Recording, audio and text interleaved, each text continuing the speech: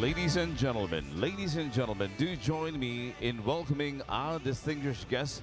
Let's welcome them with a big round of applause.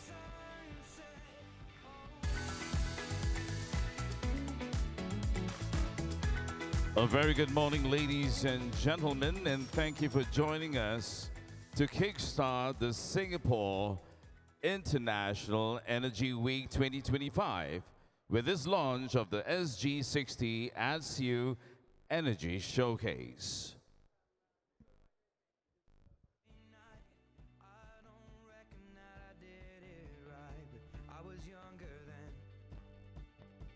Now, for those of our audience in the ballroom, you can see this entire launch. This launch through this entire program.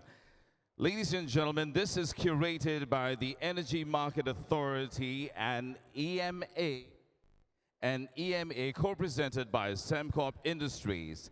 This year's Energy Showcase, designed in commemoration of SG60, takes us on a journey through 3 chapters of Singapore's evolving energy story, from vision to transition and ambition for the years ahead. As you can see, our distinguished guests are already in position. We have His Excellency Dr. Tan See Ling, Minister for Manpower and Minister in charge of Energy and Science and Technology, Ministry of Trade and Industry, Singapore. Let's welcome him with a round of applause, shall we, ladies and gentlemen? With him, we have Her Excellency Ms. Gan Xiao Hyang, Minister of State for Foreign Affairs and Trade Industry, Singapore. Together with them is Mr. Phua Kok Keong, Chief Executive, Energy Market Authority. And completing the panel right here, Mr. Wong Kim Yin, Group Chief Executive Officer, Sembcorp. Now, distinguished guests, at the count of 3, we invite you to place your hands on the SIEW logo to officially launch the SG60 at SIEW 2025 Energy Showcase. At my count of 3, here we go. 3, 2, and 1. And there we have it, ladies and gentlemen. It is our pleasure to officially present the SG60 at SIEW Energy Showcase. There we are. We have a photograph taken right here of our VIPs, if you will. For all our media friends, this is a perfect photo opportunity for you as well. For those of our audience in the ballroom, ladies and gentlemen, let's congratulate and celebrate this moment with a big round of applause.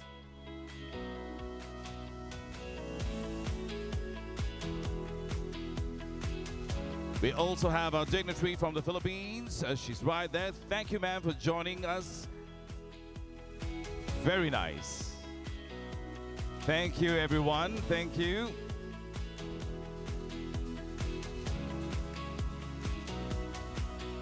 With that, we'd like to invite you to make your way into the ballroom as we will begin the program, ladies and gentlemen. The SIEW Summit will begin shortly.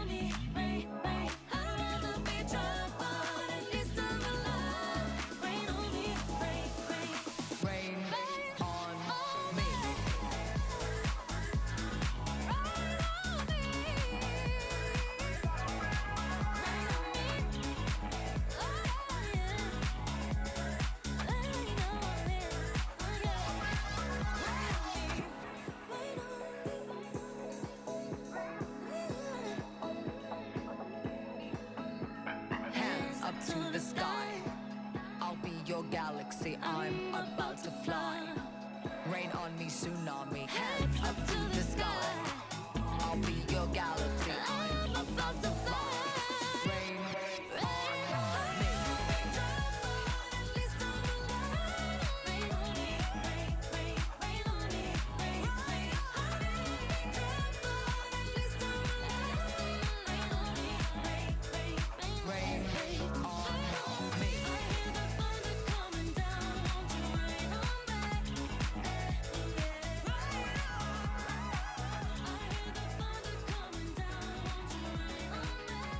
There's nothing colder than your shoulder when you're dragging me along like you do, like you do. And then you switch up with no warning, and you kiss me like you want it. How rude, how rude. But I kinda like it anyways. I don't mind if this is gonna take a million days. I know you'll come around to me eventually. If you sit back, relax, enjoy my company, my company. Once you know what my love's gonna feel like, nothing else will feel right. You can feel like moonbeam ice cream, taking off your blue jeans, dancing at the movies. Cause it feels so mystical, magical, oh baby. Cause once you know my love is so mystical, magical, oh baby. Cause once you know my little heart to give, baby, I wanna give you the world. Not saying you gotta chase me, but I wouldn't mind it if you give me just a little bit of something we can work it with. But all you do is push me out. But I like it anyways, cause I think I'm getting closer to you every day. I know you'll come around to me eventually. Just sit back, relax, enjoy my company. Oh baby, trust me. Once you know what my love's gonna feel like, nothing else will feel right. You can feel like moonbeam ice cream, taking off your blue jeans, dancing at the movies. Cause it feels so mystical, magical, oh baby. Cause once you know.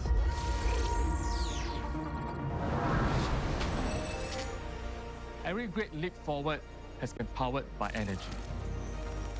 From lighting our homes to driving innovation, energy is the force behind progress. And today, that force is being reimagined. Around the world, our energy systems are transforming, driven by technology, guided by purpose and ambition. And fueled by a shared belief that a better energy future is not only possible, but already taking shape. From the way we work to how we live and play, energy underpins our everyday lives. As we look ahead, future industries, jobs, and lifestyles will demand more energy, and it must be secure, affordable, and sustainable. In this decisive decade, the pace of change is accelerating. AI is turning power grids into intelligent ecosystems, systems that learn, adapt, and respond in real time. Clean energy is scaling faster than ever before, and bold ideas are moving from labs into lives. But this moment is about more than breakthroughs. It's about seizing the moment. Right now, innovation, policy, regulations, and momentum are aligning. We need to start scaling investments in advanced energy and grid technologies now, so we can deploy them at scale in the coming decade. Strengthening our grid infrastructure will take time. Therefore, the work must begin today. We have the tools, we have the vision. What we need now is action. Asia is at the forefront of this transformation. From smart cities and electrification to regional power grids, our region is not just adapting, we are setting the pace. We are entering a new era, an age of energy intelligence. Where systems are smarter, cities are greener, and progress is powered by purpose. At SIEW, we are not just talking about the future, we are building it together. with ideas that inspire, partnerships that drive real change, and with people ready to lead. Together, we will envision, connect, and build our energy future.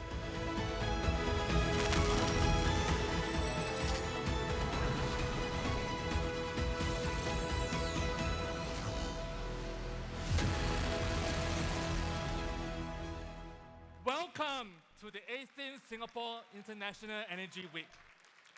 It is a pleasure to see the global energy community gathered once again here in Singapore. Over the years, SIEW has grown beyond just a conference.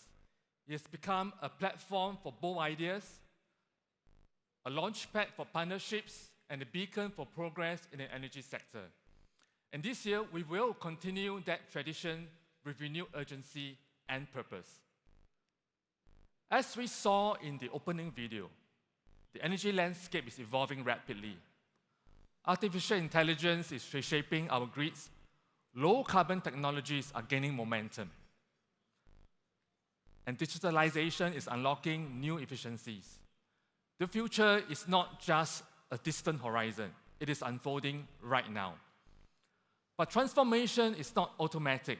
It demands vision, investment, and collective resolve. This is why our theme for this year, Envisioning Energy Tomorrow, Building Systems Today, is both a commitment and a call to action.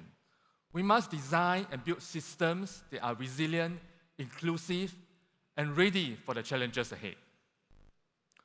Over the next few days, you will hear from global leaders where we will explore how to scale clean energy technologies, strengthen regional cooperation, finance energy transition, and more.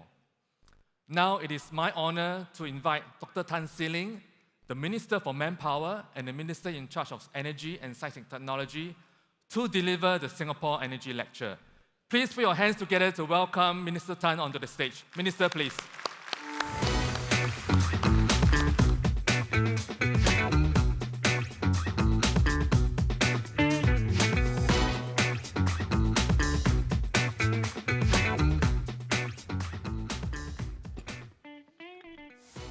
Good morning, Excellencies, distinguished guests. You saw how savvy our lead regulator is. And from the way he's delivered that opening address, you wouldn't believe that he's actually that stiff regulator that everyone here in the room has to deal with. Now, once again, Excellencies, distinguished guests, ladies and gentlemen, good morning and a very, very warm welcome to the 18th edition of the Singapore International Energy Week, or SIEW. This year's theme, Envisioning Energy Tomorrow, Building Systems Today, could not be timelier. Just as SG60, Singapore celebrates our 60th year of independence this year, SG60, as it marks a new chapter in our Singapore story, we are also embarking on a new chapter, the next chapter of our energy story. This chapter begins against a challenging backdrop. Rising geopolitical uncertainties have led to countries reassessing their climate ambitions, placing renewed emphasis on economic resilience and self-sufficiency at the expense of decarbonization efforts. Yet, we all know nature will wait for no man. Climate change continues to accelerate, and its impact will profoundly affect how we work, how we live, and how we thrive. For Singapore, we are a small, low-lying island and an alternative energy disadvantaged city-state. These challenges are indeed significantly far more acute. Now, to secure a low-carbon energy future for generations to come, we therefore have to plan smarter and we have to work even harder. We have made significant strides in our energy transition, and we will continue to work towards our decarbonization goals with urgency and with resolve. Even as we do so, we have to remain clear-eyed about the trade-offs. Decarbonization will come with costs. But let me reiterate, it cannot and it will not come at all costs. We will continue to strike the right balance between sustainability, security, and cost competitiveness. And this is the energy trilemma that we must and we have to navigate. In the spirit of SIEW, let me share more about the 4 key components of this new chapter. So SIEW becomes, in a way, our guiding acronym. So SIEW, you have SIEW. S stands for Sustainable Pathways. I for Interconnectivity. E for Ecosystem Resilience. And W, my favorite topic, Workforce Capabilities. First, S for Sustainable Pathways. We must pursue a diversified portfolio of sustainable energy pathways to build the future that we envision. It is unlikely that any single solution will suffice, just as there's no one-size-fits-all solution to decarbonization. But then, what does, therefore, this future look like for Singapore? The exact energy mix will depend on the technological and commercial trajectories for the different pathways. But regardless of how that would evolve, we will continue to be guided by very clear objectives, which I've shared earlier, complemented, of course, by adaptability, by flexibility in implementation to seize the opportunities as they emerge and as they scale. Some fundamentals, ladies and gentlemen, are already quite clear to us. First, our future energy mix will be a blend of indigenous sources with imported green electrons and molecules. Second, we must stand ready to support all promising sustainable pathways, from established technologies to frontier options. Now, amongst indigenous sources, solar remains our most viable renewable energy option. With over 1.7 gigawatt peak of installed capacity that we have here today, we are well on track to achieving our ambition of at least 2 gigawatt peak earlier than 2030. We will continue to maximize every ray of sunshine we receive through encouraging all businesses and homeowners to install solar panels within their premises by streamlining regulatory processes and exploring the potential of innovative urban applications such as solar canopy structures and building integrated photovoltaics. Even so, given the smallness and how densely developed our country is, solar will likely supply at most 10% of our total projected electricity demand in 2050 because of the constraints that we face. So, while it is a necessary measure, it is still insufficient for us. And that is precisely why we are studying other pathways, such as our geothermal resource potential that can provide us with firm baseload power. We launched our first nationwide non-invasive geopolitical study last year, and we will better understand how much geothermal energy we can harness by this time next year. And I hope to see more of you at this SIEW by this time next year for us to give you an update. Now, we are also seriously studying the potential deployment of nuclear energy, especially newer technologies such as small modular reactors or SMRs. Nuclear energy has the potential to be a safe, reliable, and cost-competitive option for Singapore. Our Prime Minister Lawrence Wong said earlier this year that the government would reorganize ourselves to place greater emphasis on capability building. We have since formed dedicated nuclear energy teams within key agencies to lead these efforts, namely the Nuclear Energy Office within the EMA, or Energy Market Authority, and the Nuclear Safety Division within the National Environment Agency, or NEA. These teams will focus solely on nuclear energy issues, and I know and I hear that they are hiring actively. We are also actively collaborating with international partners. Singapore signed the 123 agreement with the US in July last year, as well as a similar cooperation agreement with France in May this year. In September, the US approved Singapore's addition to Part 810 list of generally authorized destinations, allowing us better access to critical technical information on US nuclear energy technologies. To further strengthen our expertise, I'm pleased to announce that EMA will be signing new cooperation agreements with two US organizations, namely the Idaho National Laboratory and the Battelle Memorial Institute here at SIEW. We understand that the public has many questions, many queries about our plans. We will engage the public regularly as we progress on this journey together. So for a start, we are releasing a background paper on Singapore's nuclear energy capability building journey here today to provide an overview of our interests and the government's work on capability building thus far. You can see the QR code. Ladies and gentlemen, excellencies, you can scan it and then you will see the entire roadmap and background paper put up there. Now, moving on to I for interconnectivity. While our domestic efforts are essential, the energy transition also requires looking beyond our borders. Our energy story is intertwined with those of our neighbors as well as our international partners. The future for us lies not in isolation, but in interconnection. So whether it is through the flow of electrons or molecules, we have to forge stronger energy linkages with the region and beyond. And let me start with electrons.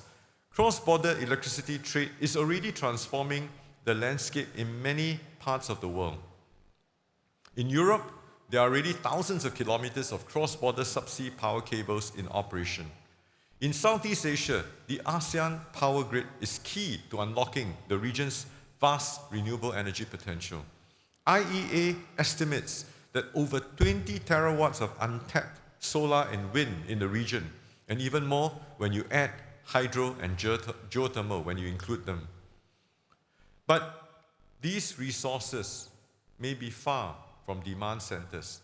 It is through regional interconnectivity that would allow these gaps to be bridged, and it helps to diversify all of our shared supply portfolio. During the monsoon seasons, when there is less solar energy, we could rely more on wind farms and hydropower. And vice versa, during the dry season when we then tap on solar power. So this is how, ladies and gentlemen, interconnectivity can bring about reliable and low carbon power to everyone. This vision is very much achievable. After all, we already share a dense network of submarine telecommunication cables connecting our digital economies here in Southeast Asia. Singapore cannot build this grid alone. We must partner other countries. We have made strong progress with partners from Indonesia, from Malaysia, from Vietnam, from Cambodia, and Australia. And I have Secretary Sharon Garin sitting next to me. Eventually, we hope to include the Philippines as well. And we are working closely with Indonesia to implement the Bilateral Memorandum of Understanding, or MOU, on cross-border electricity trade signed in June this year. With the strong support from both governments, I'm optimistic that the first wave of electricity import projects will reach financial close very soon. And we can see commencements of flow within this decade. For Malaysia, as announced at the 43rd ASEAN Ministers on Energy meeting, AMEM, 2 weeks ago, we have granted conditional approval to a project to import around 1 gigawatt of hydropower from Sarawak to Singapore. This complements the other projects that supply solar or wind power to Singapore, and it brings the total capacity of conditional approvals and conditional licenses awarded to more than 8 gigawatts. And we are also undertaking a full feasibility study to develop a second interconnector between Singapore and Malaysia. This second interconnector could provide up to 2 gigawatts of bilateral interconnection capacity by 2030 to supplement the existing 1 gigawatt of capacity that we have from the current interconnector. Beyond electrons, we can also strengthen interconnections through the flow of molecules. First, we are exploring biomethane as a viable, low-carbon fuel. Its drop-in nature can save us costly asset upgrades, given its compatibility with existing infrastructure. I'm pleased to announce that we are establishing a regulatory sandbox of up to 300 megawatts to catalyze the supply chain development and facilitate adoption by key industry players. Selected power generation companies will be appointed as supply and demand aggregators as early as next year. Second, we are continuing to study the potential of low-carbon hydrogen, including its derivatives such as ammonia. Now, hydrogen has multiple uses in power generation, in industrial processes, and also in transportation. Earlier this month, we appointed a consortium led by Keppel to move into the next phase of the ammonia pilot project for power generation and bunkering. Keppel will work with its partners, Sumitomo Corporation and Enviro, on the next phase of the project to conduct FEED or front-end engineering design studies. Third, we are studying the potential of carbon capture and storage technologies for the power sector. EMA is exploring feasibility studies for pre- and post-combustion technologies conducted by Keppel, Pacific Light, and YTL Power Seraya. All of these solutions require constructing interconnections with regional and international stakeholders, building robust supply chains that are supported by clear regulation. Moving on to E for ecosystem. Now, as our systems grow more complex, our energy ecosystem will have to grow in tandem to become even more resilient. We will achieve this in two ways. First, even as we embark on our energy transition, natural gas will continue to play a fundamental role in ensuring our system's reliability. Given this, we must maximize the efficiency of these generation systems while enhancing the resilience of our gas supplies. We have rolled out an incentive scheme for efficiency to encourage the adoption of advanced natural gas plants because these plants are more carbon efficient. Under this scheme, we are awarding up to 44 million Singapore dollars to Keppel and Sembcorp to support their deployment of the first two advanced power plants in Singapore by the end of next year. For resilience, we have also implemented measures to enhance the security of our natural gas supplies. In April this year, we established Singapore Gas Co. to centralize gas procurement for the power sector and to construct a sufficiently diversified and resilient gas portfolio in terms of price index, tenure, and source for Singapore. GasCo will launch its gas procurement activities early next year. Just a couple of days ago, we also celebrated the steel cutting ceremony for our very first floating LNG storage and regasification unit, which is part of our second LNG terminal. When this terminal commences operations by 2030, it will grow our LNG import capacity by 50% to a total of 15 million tons per annum. Singapore can continue to import LNG from sources across the world, such as the US, Qatar, and Australia. Second, even as Singapore moves from a homogeneous to a heterogeneous energy mix, we must ensure the continued reliability of the grid. Today, we are blessed to have one of the most reliable grid systems in the world. We have Singapore Power SP here with us, Chairman and CEO here, welcome, where this reliability, where a customer experiences on average less than 1 interruption per year, lasting around 10 to 15 seconds. EMA, as well as SP Group, we are not resting on our laurels. That is why the Future Grid Capabilities Roadmap was launched earlier this year to set clear directions for future capability building. To develop solutions for identified areas, including grid planning and grid operations, they are exploring the establishment of an SP technology laboratory. Any smart grid will require sensors, as they provide the foundation for AI-driven optimization and predictive maintenance. SP Group is on schedule to complete the deployment of smart meters to all commercial, industrial, and residential consumers by the end of next year. Through these measures, SP Group will ensure, first, continued grid reliability as greater volumes of intermittent renewable sources are introduced in the coming years. And second, improved operational efficiency to ensure that our grid charges remain cost competitive.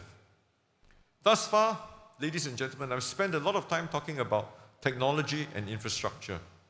But that alone cannot and will not drive transformation.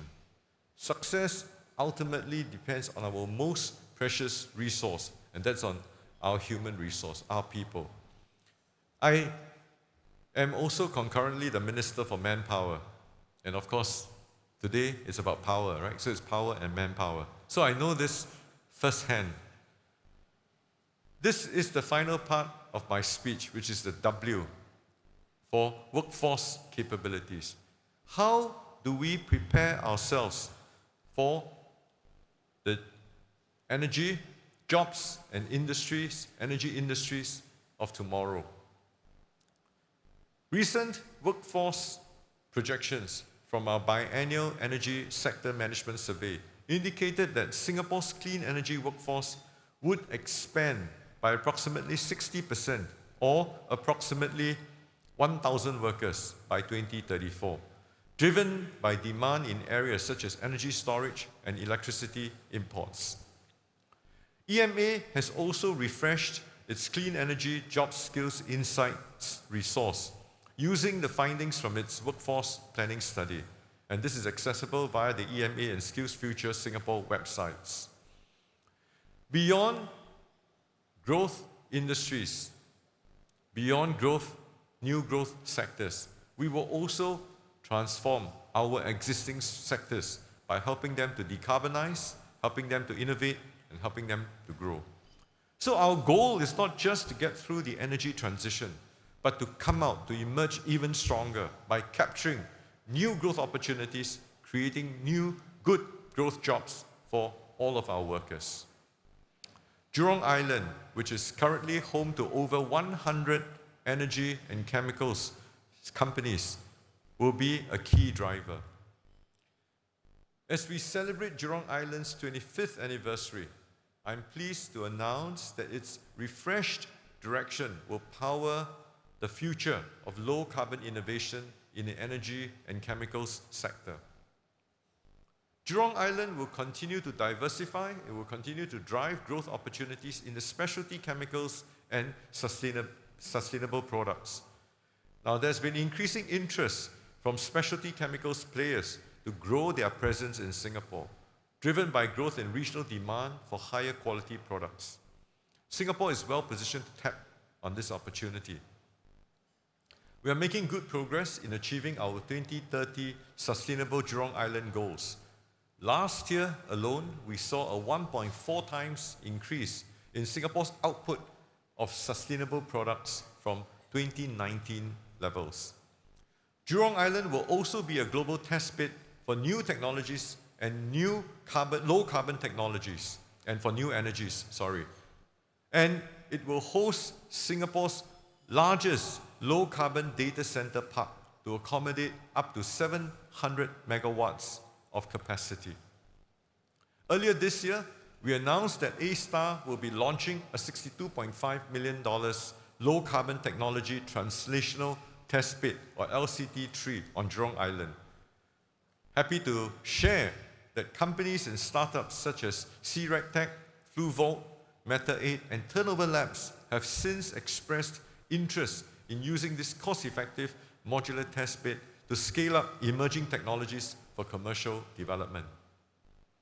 Building on this, we will launch our Research, Innovation and Enterprise, or RIE 2030 strategy next year. This will significantly grow our R&D commitments to power and industry decarbonization with a focus on piloting and deploying low-carbon technologies. All of these efforts, ladies and gentlemen, ensure that Jurong Island will continue to be home to great firms and create meaningful career opportunities in a growing green economy. To conclude, energy is an existential issue for Singapore. While we have achieved substantive progress thus far, our most significant challenges and the greatest opportunities, I must add, lie ahead of us.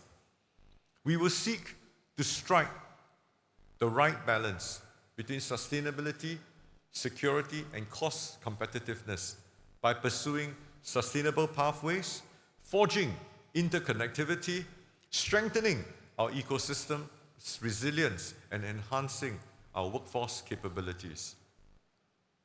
All of our years of being around here, Singapore is no stranger to constraints and challenges. But time and again in the Singapore story, we've re-envisioned constraints as opportunities and challenges as competitive advantages. Let us build our energy future together.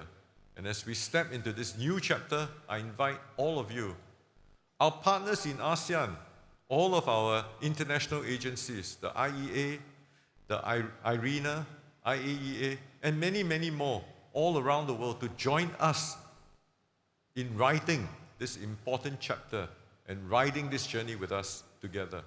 Thank you very much and have a great week ahead.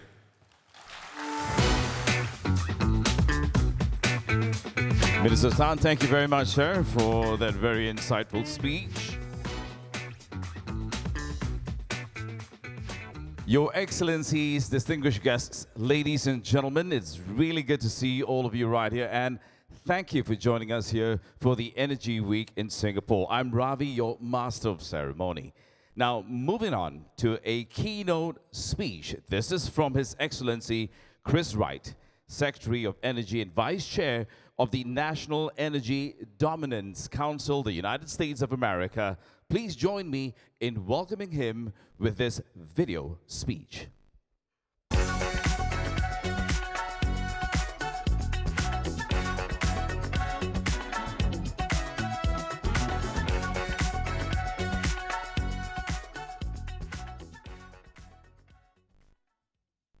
Hello, Singapore. Glad you're having an energy conference. That is my lifetime passion about energy.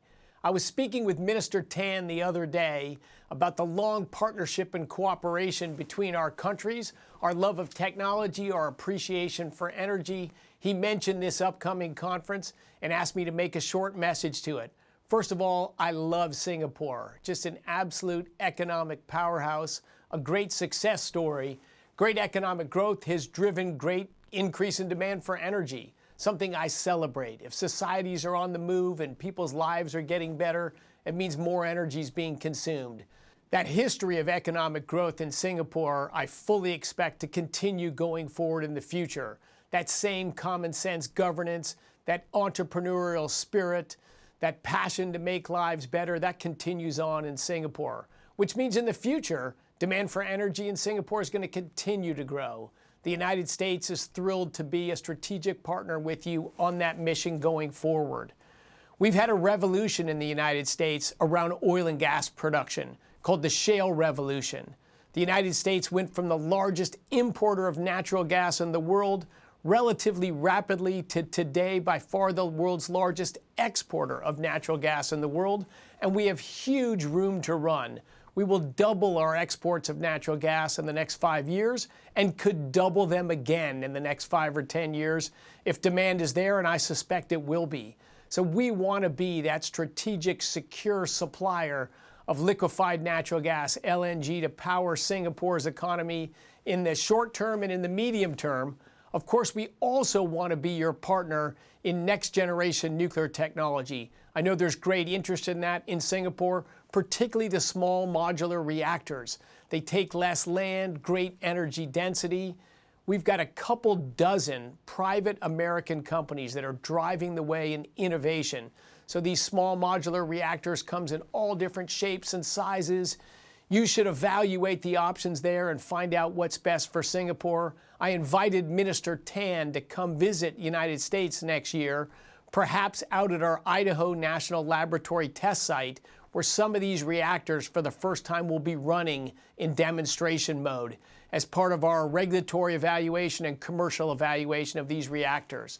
But small modular reactors are a reality. They're coming in the next few years. I think could be a great future cooperation between the United States and Singapore. Minister Tan and I also spoke briefly about fusion energy, the source of energy that powers the sun and all the stars. Instead of splitting the heavy elements, it's fusing together the light elements. I went to college at MIT 40 years ago to work on fusion energy. It's a tough problem, but humans are ingenious. And with advancements in material science, in artificial intelligence, and in sensing technology, the arrival of fusion is in sight now. In the next few years, you will see in the United States national labs and in commercial businesses fusion reactors that'll have more energy out than the energy put in. Positive fusion energy. That's a dream of mine since I was a kid. Now, it's still in the research mode. We hope to have fusion electrons on the grid with somewhere between the next 8 to 15 years. So we don't have products to sell you right now, but keep an eye on fusion research. And when Minister Tan visits the U.S., we'll probably also connect on that about as well. I'll let you get back to your conference, but know the United States stands strongly with Singapore. We admire your economic growth. We look forward to your economic future. We want to be your partner in technology, in artificial intelligence, and in all things energy. Have a great conference. His Excellency Chris Wright. Thank you, sir, for that lovely message. Up next, ladies and gentlemen, another video message, this time from the International Atomic Energy Agency. Let's welcome Director General, His Excellency Rafael Mariano Grozzi.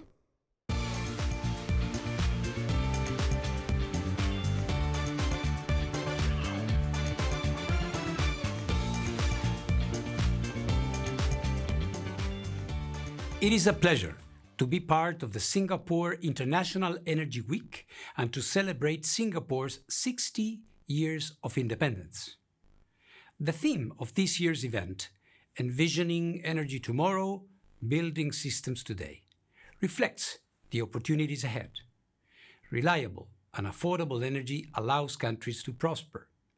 Emissions need to be reduced and energy security strengthened.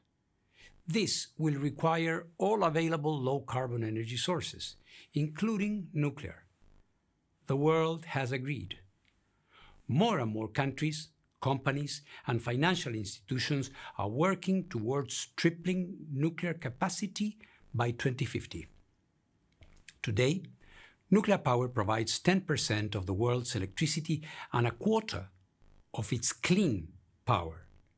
It is proven and scalable, and it supports renewables by providing steady power that stabilizes grids and reduces costs. The industry is innovating. Small modular reactors will be able to provide reliable electricity for grids of many sizes. They can also serve desalination and industry. Technology companies are looking to SMRs to power AI data centers, and the shipping industry wants to use them to fuel cargo ships. In Southeast Asia, energy demand is expected to rise quite sharply. Meeting it will require a diverse mix of sources. Nuclear power can certainly help. It reduces dependence on imported fuels and provides a constant supply of electricity for homes, industry, and transport. The IEA works with countries in this region as they consider the role of nuclear energy. We provide expertise, training, and a strong framework of safety, security, and safeguards. These elements are essential. When I met with President Tharman Shanmugaratnam and Prime Minister Lawrence Wong in July, an IEA team was in Bangkok conducting a regional training course on SMRs.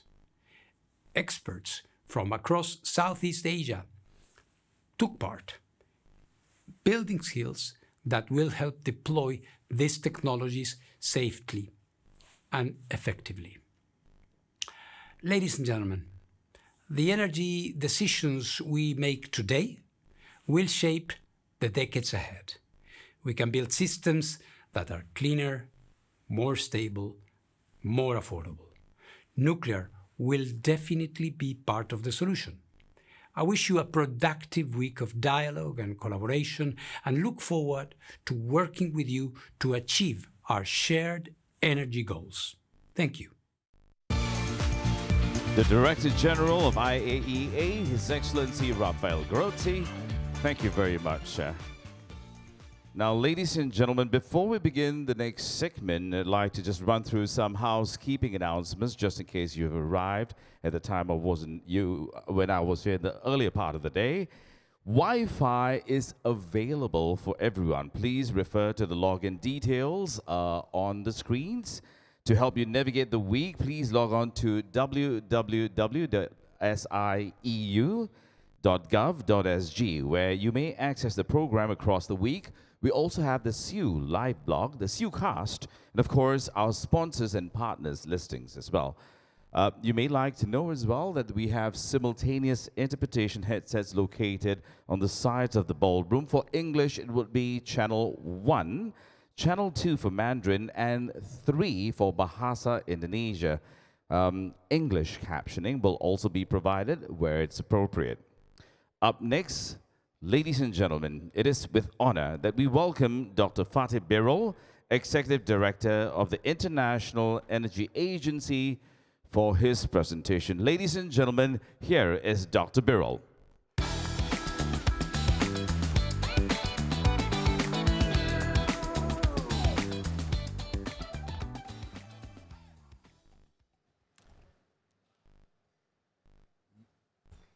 Ministers, Excellencies, dear friends, a very good morning to all of you. It's a great honor and pleasure to be in front of you today, being again in Singapore. Last year here, Dr. Tan and myself launched the International Energy Agency's Southeast Asia office here. This is 1 year, and we have our head of the office, Sir Tan, with me today. I will talk and explain you why we open a new office in Southeast Asia.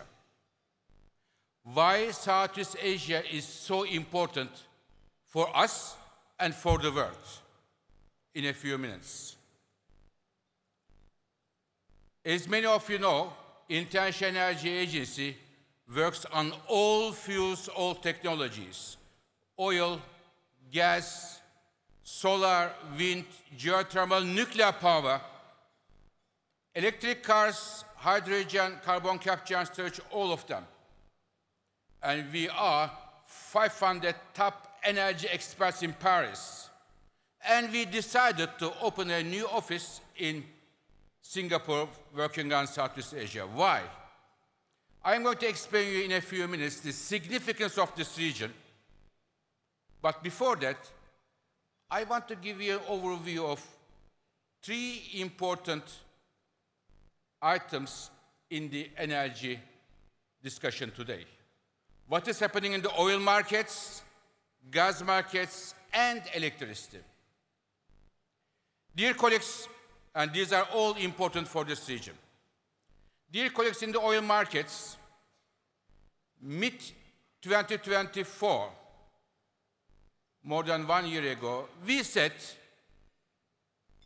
we are going to see a lot of oil surplus in the markets in 2025. As a result, we will see downward pressure on the oil prices. The reason is, dear colleagues, production growth coming especially from US, Canada, Brazil, Argentina, Guyana, and other countries are much bigger than the demand growth, which is slowing down as a result of Chinese demand is slowing down. And we said, looking at the supply, big supply coming, and the weaker demand, we will see significant supply surplus and the downward pressure on the prices. And as we see today, despite so many geopolitical tensions in the world, oil prices are around $60. We were completely right, and I think this is good news for many countries in this region who are importing oil. Second message on natural gas. Again, 2 years ago, dear colleagues, we said we see starting from 25-26 a major wave of LNG coming to markets, which will change the rules of the game in the gas markets. And it is happening. Unprecedented level of LNG is coming to markets from United States, Canada, Australia, Qatar, and we are going to see, and we are seeing the first signals of it, that the gas markets, LNG markets, are turning from the sellers' markets to buyers' markets, which in turn is pushing, and more it will be pushing the LNG prices down, which is again an important point for the LNG importers in this region. Third point, dear colleagues, I want to mention to you is on electricity. When we look at the numbers, which we do on a daily basis at the IEA, we see that the age of electricity is coming. We will continue to use all the other fuels, but if you look at the numbers, electricity demand growth is growing very, very strongly, that we have not seen in the last decades. Not only from the emerging world, but also from the advanced economies. When the electricity demand was more or less flat, they are going up in Europe, in North America, and elsewhere. Why such a big growth? The age of electricity is coming now. What are the new drivers?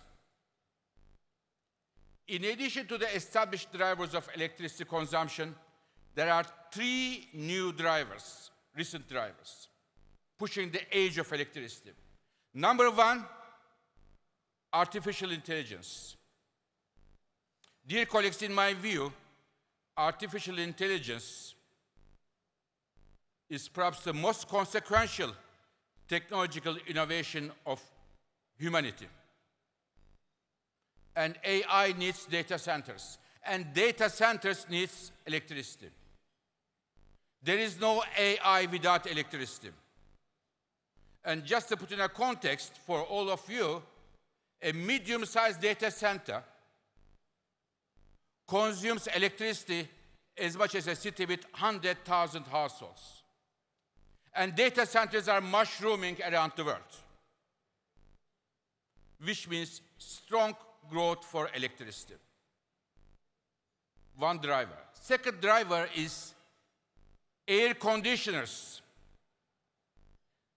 With the increasing temperatures as a result of climate change and also increasing income levels, many people especially in the emerging world, are buying air conditioners. And this is by far the number 1 today driver of electricity consumption.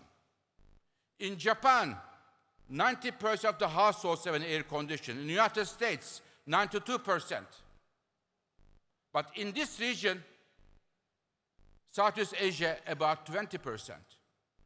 In Africa, in Nigeria, for example, 5%.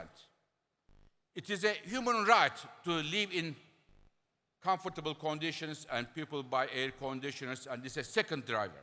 And the third driver, dear colleagues, of the age of electricity, a new driver, together with AI and air conditioning, is the increasing number of electric cars. It is growing everywhere. This year, in this region, about 20% of all new car sales are electric. Globally, 25% of all cars sold are electric. These three drivers, AI, air conditioners, and electric cars, are giving a big boost to electricity consumption that we have not seen recently. And how it is going to be met?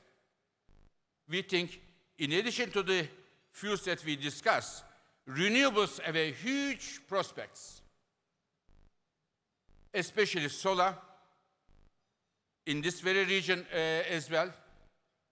In Vietnam, Indonesia, Thailand, a big growth of solar we expect. Also geothermal in Philippines, in Indonesia, growth prospects for renewables as they are getting cheaper and as they are getting easy to install. But another field, another technology is coming back. I visit Singapore regularly, and this very meeting is a great honor for me. 3 years ago, in 2022, I said nuclear power may make a comeback globally. And today, I can assure you that nuclear is coming back, and coming back strongly. In terms of the lifetime extensions of the nuclear power plants in some countries, in terms of the building new traditional nuclear power plants, and as we have analyzed in our last report, small modular reactors we expect to be commercially viable around 2030s, SMRs. We are expecting nuclear to make a strong comeback, and I wanted to also mention this to you. Before finishing this electricity part, just let me underline one key issue. Building power plants is good, but it doesn't mean anything if we don't have the grids to bring it to the homes, to the factories, and to the others. And today, I believe, as IEA has highlighted a few years ago, building grids was a blind spot of the electricity policy in many, many countries we have to pay attention to. Dear colleagues, I would like to finish my words by telling you why we have chosen Southeast Asia as our second home, and Singapore. We are very happy in Paris, a beautiful city, working with many governments. But we understand, looking at the data, I tell my colleagues, data always wins. And when I look at the data, I think it is obvious to all of us that Southeast Asia is a fundamental part of the global energy system. Dear colleagues, 25%, 1/4 of the global energy demand growth will come Southeast Asia. Second to India only. In terms of power capacity, electricity capacity, in the next 10 years, this region will add 300 gigawatts, which means one Japan. In 10 years, this region will add one Japan to the power capacity here. Oil demand, again, very strong. And renewables, I mentioned, solar, geothermal, wind, hydropower, very strong growth. And also I see that in many countries, nuclear power is becoming an important part of the discussion. In Vietnam, in Indonesia, in Philippines, in Singapore, Dr. Tan mentioned. And I will leave you with two recommendations from my side for the Southeast Asia. We have so many ministers, so many governments and businesses. One, building the power grid in the region is a very important economic opportunity. It is being discussed for some time, but I believe it makes perfect economic sense, perfect energy security sense, and perfect climate change sense, because you can easily facilitate to bring the renewables in the system, and it can also facilitate to bring the nuclear power in the grids. This is number one. Number two, critical minerals, dear colleagues, are a very important part of the energy world, but also economic world. We use critical minerals in the energy system, but also for the cars, for industry, for defense and everything. And I believe golden rule number one for energy security is diversification. Concentration is bad, diversification is good. And the countries here in Southeast Asia has huge amount of nickel, rare earth elements, cobalt, as well as the refining opportunities. I believe Southeast Asia, building its critical minerals, mining and refining capacity is not a huge economic opportunity only, but also important for the energy security, economic security for the region and for the world. Thank you very much for your attention. Thank you.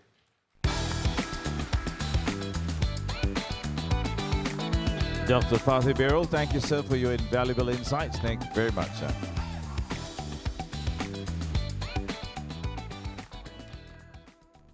Up next, ladies and gentlemen, we're honored to welcome the Director General of the International Renewable Energy Agency. Please welcome up on stage Mr. Francesco La Camera.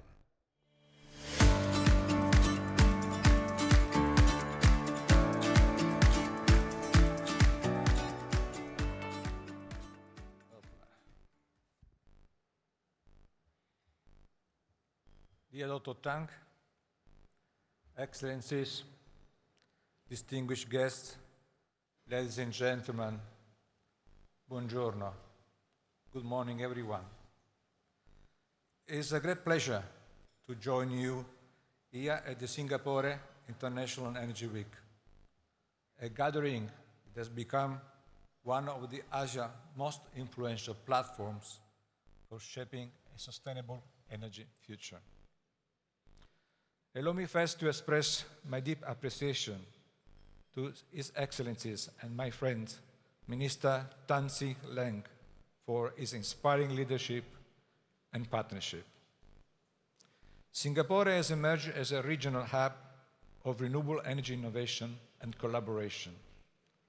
And this year, as the country marks 60 years of independence, we celebrate not only its achievement, but its unwavering commitment to a sustainable future. Oops. Okay, we go this way. Just 2 weeks ago at pre-COP in Brasilia, ARENA, working with the COP30 presidency and the Global Renewable Alliance, launched the second edition of our flagship report, delivering on the EU consensus, tracking progress toward tripling renewable energy capacity and double energy efficiency by 2030.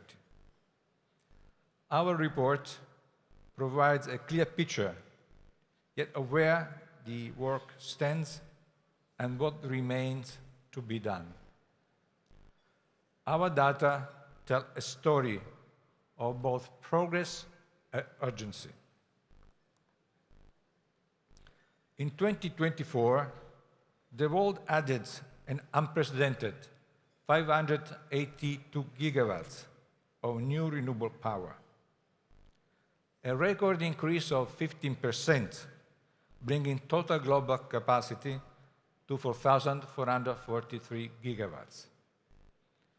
This marks the third consecutive year of record growth, proof that global momentum is building. But we must not mistake momentum for victory.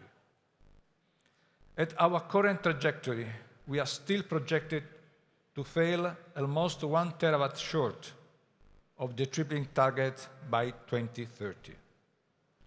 The world must install more than 1,100 gigawatts of renewables each year between now and 2030, which is a pace nearly twice of today's level needed to stay on course in closing the gap. We have a renewable capacity by source, and we see that while solar PV continue to dominate addition, other renewable technology, particularly wind, hydropower, bioenergy, geothermal, must grow much faster to keep pace with global goal. Each technology brings unique strength for stability, flexibility, and regional energy security. Global progress remains deeply uneven. Three regions, Asia, Europe, and North America, account for over 85% of installed renewable capacity. ASEAN added 5.2 gigawatts of new renewable energy capacity last year, bringing the region's cumulative installed capacity to 113 gigawatts. Despite this encouraging growth, ASEAN countries should increase the pace of renewable deployment to stay on track toward both the objective of the Paris Agreement and the UAE consensus. Investment trends offer both optimism and concern. In 2024, global investment in renewables reached a record of $624 billion, a 7% increase compared to 2023. To meet global climate and energy targets, annual investment in renewables will need to more than double between 2025 and 2030. The path ahead demands a new global financial architecture, one that embeds energy transition priorities into financial frameworks, expand donor coordination, and mobilize public capital to de-risk private investment. International cooperation is crucial to achieve this. ASEAN-ARENA collaboration. On that note, ARENA proudly continues to advance its partnership with ASEAN through a range of ongoing initiatives.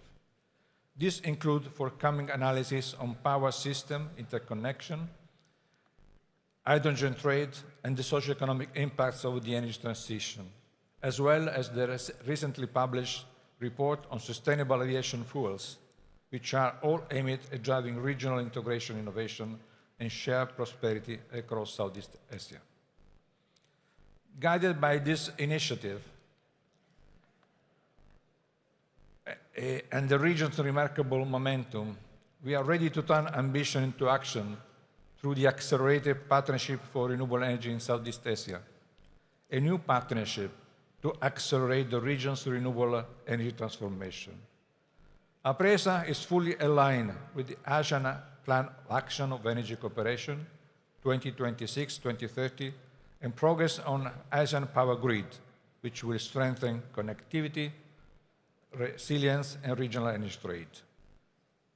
Building on our cooperation from ARENA ASEAN Memorandum of Understanding implementation, APRESA will focus on key areas such as national energy infrastructure, enabling framework to incentivize investment, promoting local value creation, and green industrialization.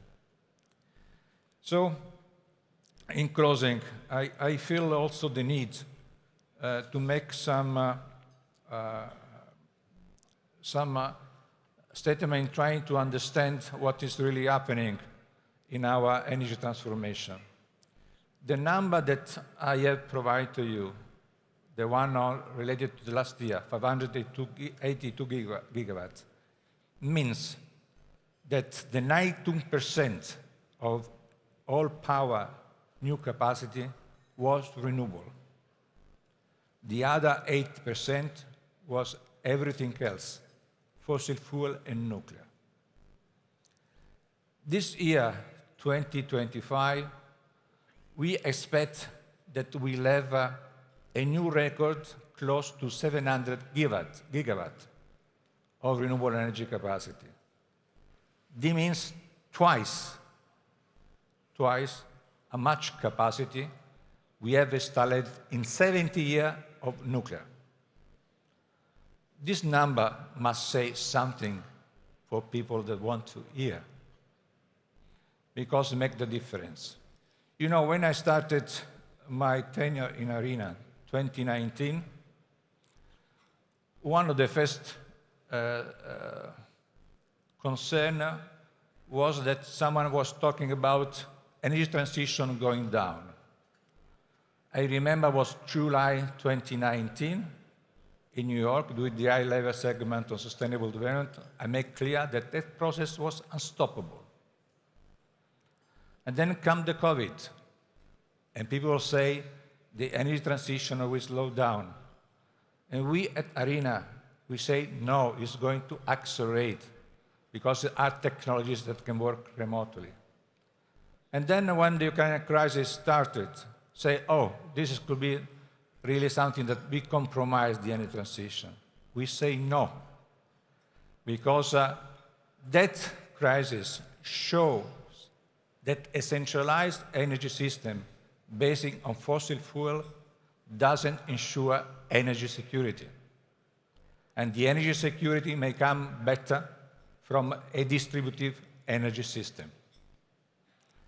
And now I tell you, when we feel some kind of headwinds, that the energy transition is happening, and it will continue. So I kindly ask you to believe in what I'm saying. The energy transition will accelerate. We have never been so close as this year to put the ship in a pathway that is consistent with the achievement of the Paris Agreement goals. So we are moving to a new energy system that will be largely based on renewables, complemented by hydrogen, mainly green, and the sustainable use of biofuel, bioenergy, biomass. This is happening. I believe it will happen. Thank you very much for your attention. Thank you, Mr. Lacamera. We invite you to join us in the conversation, sir, further on stage with the dialogue. Now, ladies and gentlemen, it is with pleasure that I introduce our next segment, the SIEW Ministerial Dialogue, Advancing Our Energy Future, Building Resilient and Interconnected Energy Systems. Joining us for this dialogue would be Her Excellency Sharon Garin, Secretary, Department of Energy, Republic of the Philippines. Honorable Stephen Dawson, MLC, Minister for Regional Development, Ports, Science and Innovation, Medical Research, and Kimberley Region, Western Australia. Of course, we have Mr. Francesco already here on stage. And moderating this session is Mr. Phua Kok Keong, Chief Executive, Energy Market Authority of Singapore. Kok Keong, over to you. Enjoy this session, ladies and gentlemen. Good morning. It is a pleasure to be the moderator for such a distinguished panel. In this panel, we will look at how to build secure and resilient energy systems through innovation and regional cooperation. We will also discuss how we can finance the huge investments needed and the important roles that government will have to play. Time is short. We have just about 25-30 minutes, so I'll have to jump right into the questions. The first set of questions, we'll look at the developments in energy innovation and connectivity in Asia. I will pose my first question to Francesco.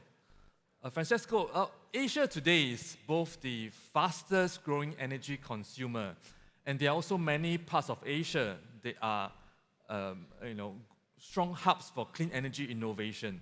But the levels of deployment of clean energy in Asia is also uneven. So from ARENA's perspective, how can Asia play a leading role in shaping global energy transition? And what are some of the innovations originating from this part of the world that you think will be important? So first of all, Asia, in the wider context, is already leading the transformation. You know, more than half of the renewable installed capacity comes from Asia. Naturally, Southeast Asia is more challenging. We are conscious that Africa and Southeast Asia are the area where the energy demand will be growing faster in the years to come. And so it's important to intercept this rising in the demand with clean energy. I think Minister Tang made very clear what could be the priority for this area. Is the ensuring the interconnectivity between the different countries. So we need systems that are more integrated than we are now. They are more flexible and balanced. So what I'm trying also to say, responding to your question, is that the future of the competitiveness of our economy will be based on the capacity of the energy system to provide molecule and electron at a lower cost. This is what is key. And this could be done with the technologies that provide electricity at lower cost. And you may believe that renewables is the most competitive way to produce electricity. And in a couple of years, renewables plus storage, new plants, storage plus renewable are more convenient than keeping alive a coal plant. So this is a game changer. So there will be nothing that compete with renewables. So what we have to do is to make the system allow for moving electron and molecule. In this context, we have seen that the most innovative area are just in this, try to make this possible. And when we talk about artificial intelligence, I will not focus on the rising of electricity that will come, because artificial intelligence will also create a lot of saving of electricity. But artificial intelligence could be a way to make electron and molecule to move more efficiently into the system, putting together storage, renewables, and other sources. So where I see the need of innovation in this part of the world is allowing the system to let electron and molecule to move more efficiently. And we see the efforts of Singapore in this direction. I think this is the way focus. Thank you. Thank you. My next question goes to Minister Stephen Dawson. Stephen, well, Australia is quite different from Singapore, where Australia is blessed with rich energy resources. Australia is a major energy exporter and also exploring even electricity exports to this part of the world, including Singapore. So my question is, how do you see Australia contributing to Asia's vision of a more resilient and interconnected energy system? Well, thank you for the question. And I think I'll go back to the Minister, His Excellency the Minister's comment this morning that nature will wait for no man, I think is what you said. If we're truly going to reach net zero by 2050, we need to do it collaboratively and we need to do it in partnership. I'm not sure our carbon emissions recognise our borders, but certainly to tackle our emissions, we need to work together. Western Australia in particular, we are blessed with world-class renewable energy resources capable of generating clean energy at scale and spread right throughout our state. If you put our state into perspective, it's about 3,600 times the size of Singapore, about 7.7 times the size of Malaysia, and we're here to help. We are very keen to work with you, keen to help decarbonise, keen to play a strong role in this part of the world. Now, I'm not sure, certainly in the short term, that transferring our clean electrons to Singapore, indeed Asia, by conventional transmission is the easiest thing to do. It could be challenging, but certainly we can use them onshore in Australia, and we can share those products with the region. We have excellent export infrastructure. We have well-trained workers.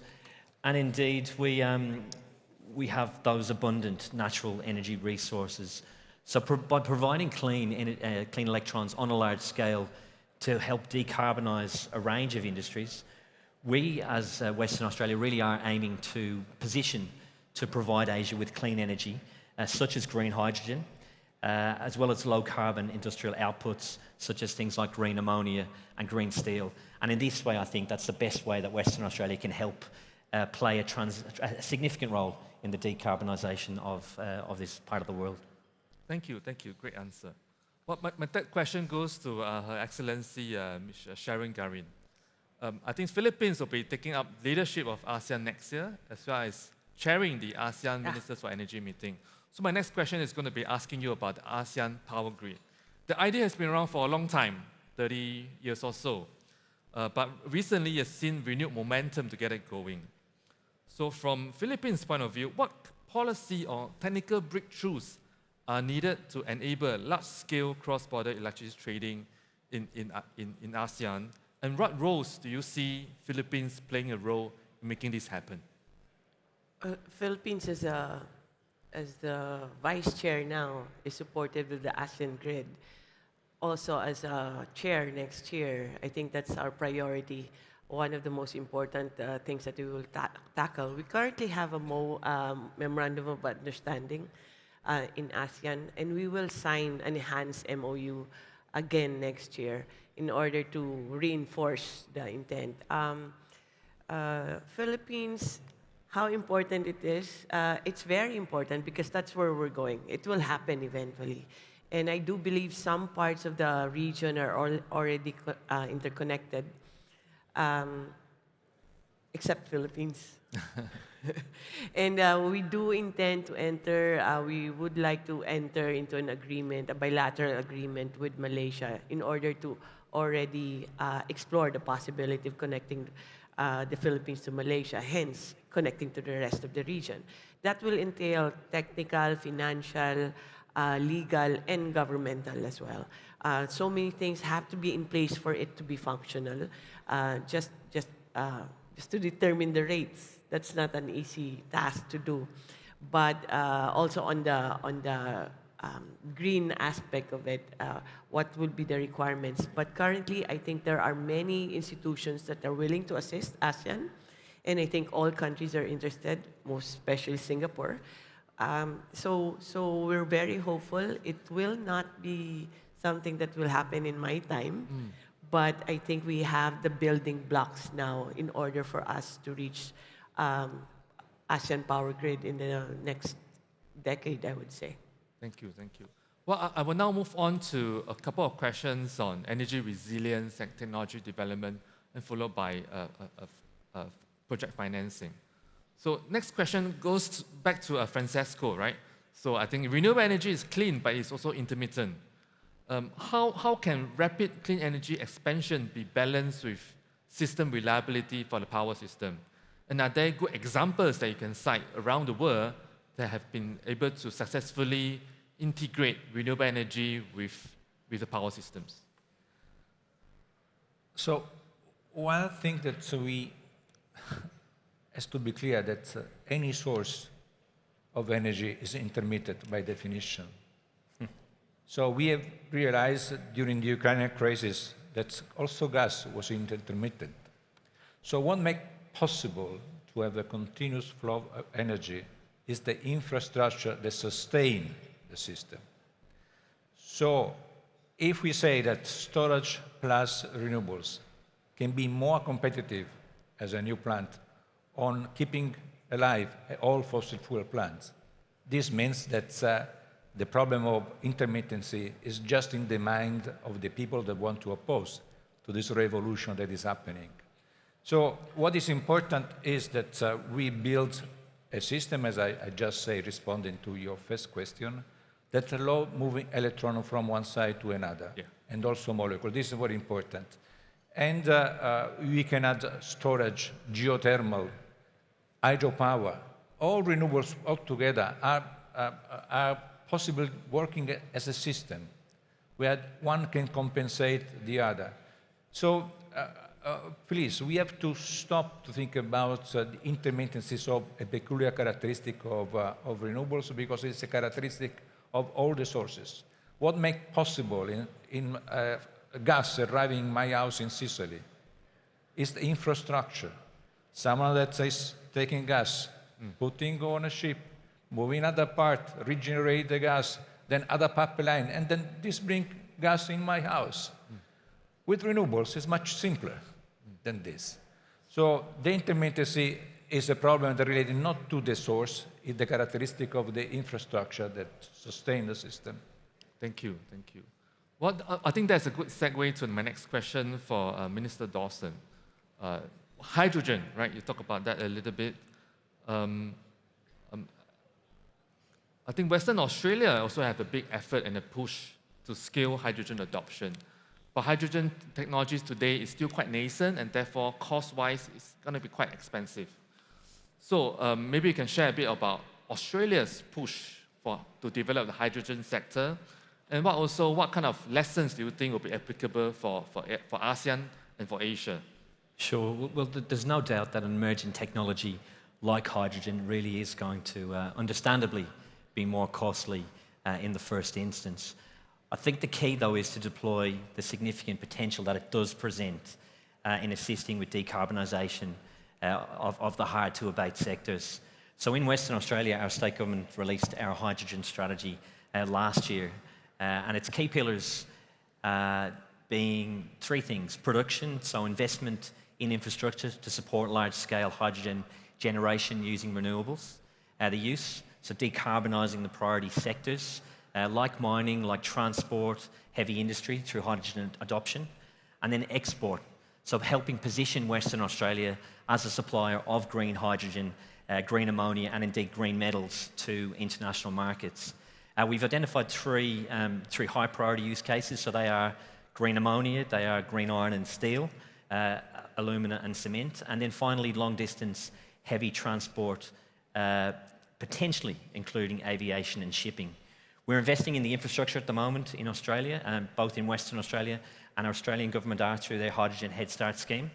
And then we're also focused on streamlining approvals for these big green projects. We're creating a new coordinator general role to help navigate our approval system. And then we're also providing grant assistance to help get the companies on board. If we get this right, if we get to use hydrogen, there are real benefits for all of us, not only in Australia, but of course, right across the ASEAN region. Great, thank you. The next question goes to Her Excellency Ms. Sharon Garin.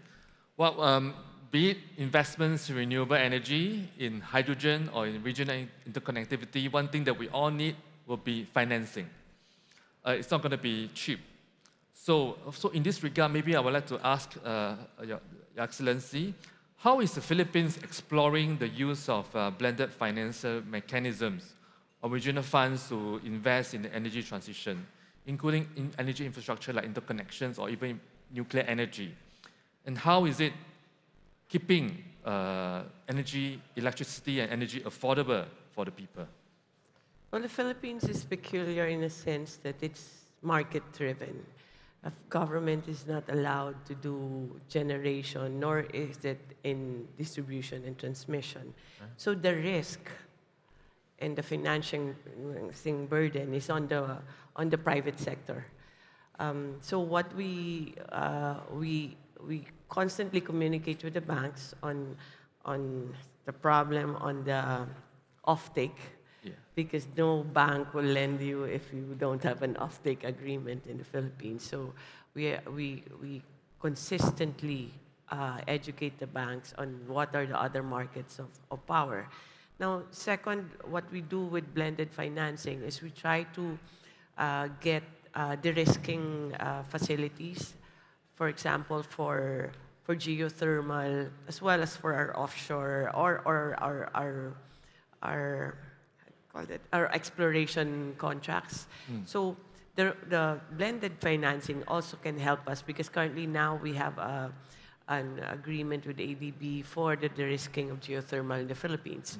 So just to lessen the risk on the private sector, we use blended financing. In addition to the organizations, we also have Maharlika funds, which is government funds, that can also de-risk the financing of our market. So blended financing is very essential for access of our developers to blended financing because it has a very significant impact on the price of electricity in the Philippines.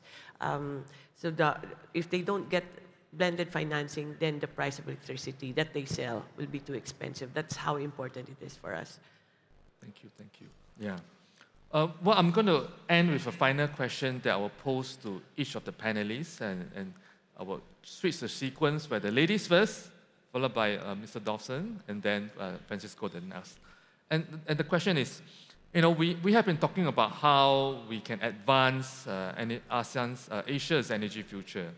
So in your opinion, what is the single most important action you think governments should take right now to achieve this? The single most important action that governments should take right now to advance Asia's energy future? Philippines is second in the world and most attractive for renewable energy investments. And why is that? It's because we have been very progressive in policies. You can have more investors, you can have better development if you have the right policies in place. And the policies have to be responsive enough because the technology in energy, the momentum of energy, policy has to catch up. So I think the most important, why were we successful in renewable energy? We just had an auction for pump storage for 7 gigawatts, for solar at 9 gigawatts, and now we're auctioning 3.3 gigawatts of offshore wind by the end of the year. So if you have the right policies, the private sector can make it happen. So I think the most important thing that the ASEAN governments can do is respond to what technology has brought about. You have to adapt to technology so that things will happen. Very exciting developments in Philippines. Stephen, please. I think governments need to lead from the front. We need to set the policies. We need to be consistent. We need to create the right environment that gives industry confidence to invest. If governments do provide that leadership and the frameworks for investment, then the strong partnerships can flourish. And I think that's the goal. Great, thank you. Francesco, you have the last word. Very briefly, 3 things, not one. First, infrastructure. Second, legal environment, market design. The market is still designed for fossil fuels. We have to have a market that works better for renewables. Sure. And having a conducive environment that make investment from abroad come into your country. Third, capacity building in 2 ways.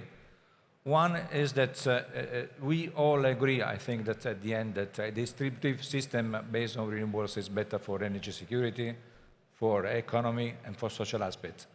But could be a system that may be less easy to manage than centralized fossil fuels.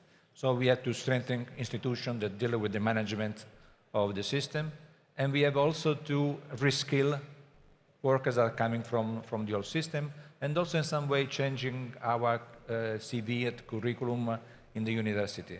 So for having the professionals that better fit with the energy system that is coming. Thank you, thank you. I think we learned a lot from the distinguished panelists. Please give them a round of applause. Thank you very much. Thank you. Well done.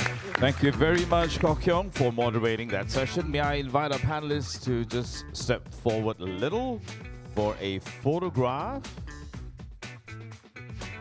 Just right over here. Camera's right there. There we go.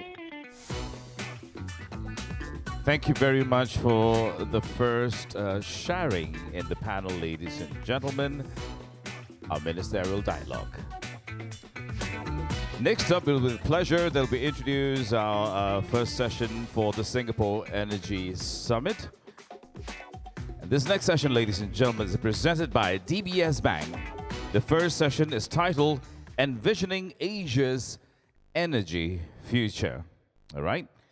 Next up, We would like to invite the moderator for the session, Mr. Gurbers Gunal, Director, Country Engagement and Partnerships, International Renewable Energy Agency. Joining him on stage very soon, ladies and gentlemen, are the panelists. His Excellency Eddie Suparno, Deputy Speaker of the People's Consultative Assembly, Republic of Indonesia. Lin Yang, Deputy Executive Secretary for Program, Economic and Social Commission for Asia and the Pacific. Charles Koh, Acting Chief Operating Officer, Platform Founder, Go Net Zero at Sembcorp. Lim Wee Sing, Group Head Sustainability, Energy, Renewables and Infrastructure, Project Finance and Strategic Advisory, Institutional Banking Group of DBS Bank. This will be a great session. Gurbus, over to you, sir. Thank you very much.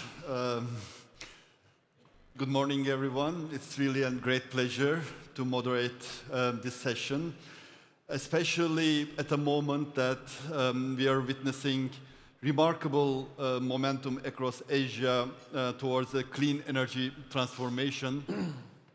China continues to lead with innovation and record levels of renewable deployment.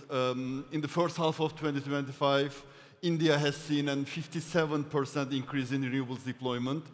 ASEAN has raised its ambitions with newly adopted regional renewable energy targets, adopted just 2 weeks ago. And I think regional energy connectivity has never been so prominent on ASEAN's political agenda, which is very much led by also Singapore playing an important role within that picture. At the same time, the energy demand is increasing in the region. We have heard rapid digitalization and the rise of AI globally are driving additional energy demand from data centers, and those centers are emerging, increasing in numbers also in the region, making the sustainability and security of our energy systems more critical than ever. With this backdrop, I'm very delighted to be joined by an excellent lineup of panelists today. And together we will look into some of the key dimensions of Asia's evolving energy landscape, from policies to regulation, the collaboration between public and private, but also importantly, how investments, the investment and finance landscape is evolving to drive energy transition and regional cooperation in ASEAN. In the first round of questions, I would like to ask about more focusing on policy and regulation, because the balancing the energy trilemma of security, affordability, and sustainability, the policy and regulatory dimension plays an important role, and how we can design regulatory environment to strike a balance among those different dimensions of energy landscape. And I'll be very interested to hear perspectives from the government, from the finance side, as well as from the industry side, and how they see the enabling environment shaping up in the region. I will start with Eddie, if you can provide from Indonesian government perspective how you see the policy and regulations are shaping up. Thank you. I'm going to give you a bit of context here. Indonesia is in a very unique situation in the sense that Indonesia, we have significant and abundant energy sources. First of all, we have abundant of fossil fuels. We have oil and gas. We have coal. We have 200 years of coal reserves.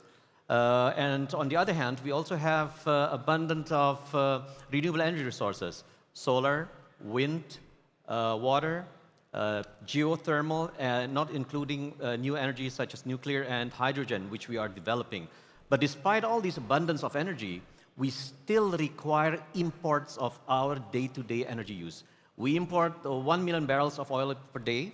We import 7 kiloliters of LPG for day-to-day cooking on an annual basis. We import diesel, we import kerosene.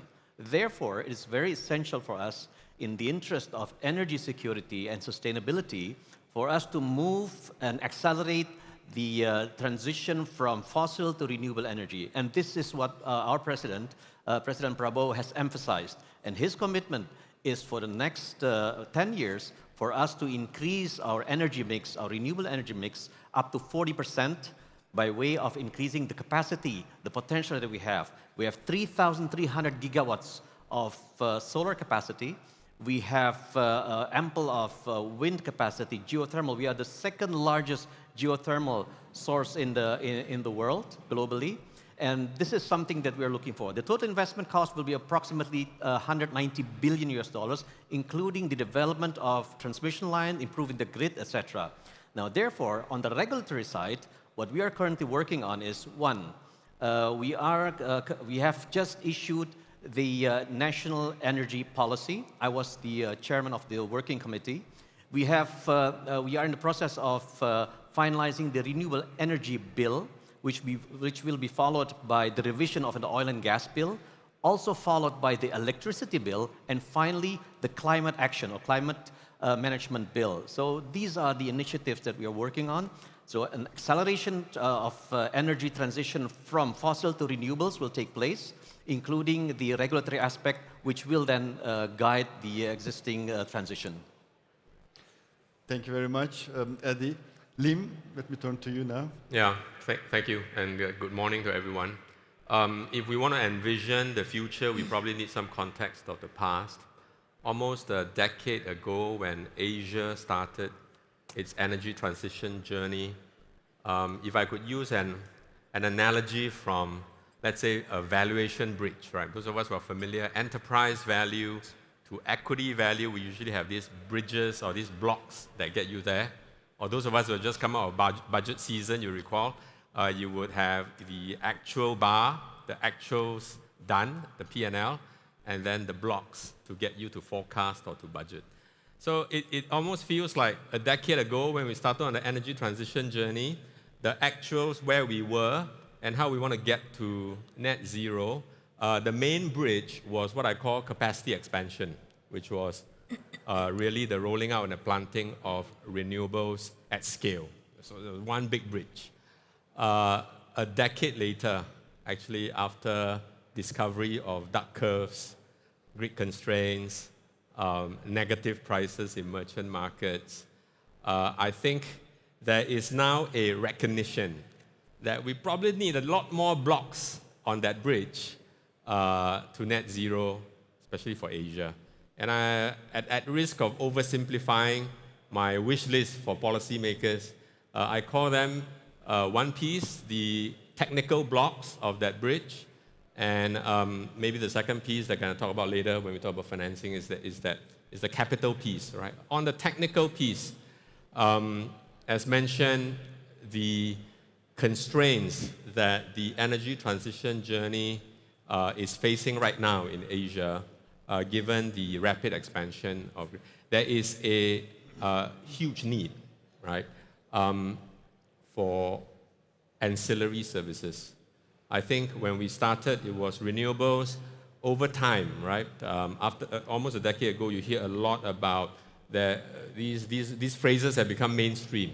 There is no transition without transmission, just transition. And after Russia, Ukraine, and COVID, you hear energy security came to the fore.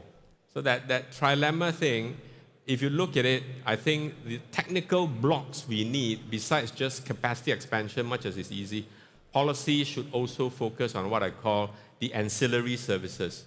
And I think there could be, while grid enhancements are required, they will take time and a lot of capital. What we need to look at is also policymakers possibly want to look at the existing stock of fossil fuel plants that we have right now that are largely locked into take-or-pay PPA contracts, but where we may want to reconfigure. Technically it's possible, but we may also want to reconfigure them contractually to, rather than serve as base load, to be able to be generation that can be flexed to balance the grid, to stabilize the grid, so that you can facilitate a lot more of variable renewable energy. So that ability to set policy to do that could lead to a few good outcomes. One, obviously, with the de-base loading of these fossil fuel power plants, obviously the emissions intensity goes down, right? It stabilizes the grid pending the grid enhancements and allows more VREs to come in. And then over time, you wouldn't need so many of these coal-fired power plants anymore, which are very new in Asia. And then you can look at that managed phase out of some of these power plants that will really get us onto that journey. So I believe the industry has come to a more mature, has undertaken a more mature approach toward this energy transition than just planting new renewables. I'll probably just stop there. Yeah. Talk a bit Thank you very much. Thank you very much for highlighting the key challenge of infrastructure. I think Irina has been advocating that infrastructure is the main stumbling block that's hindering the development of or accelerating energy transition.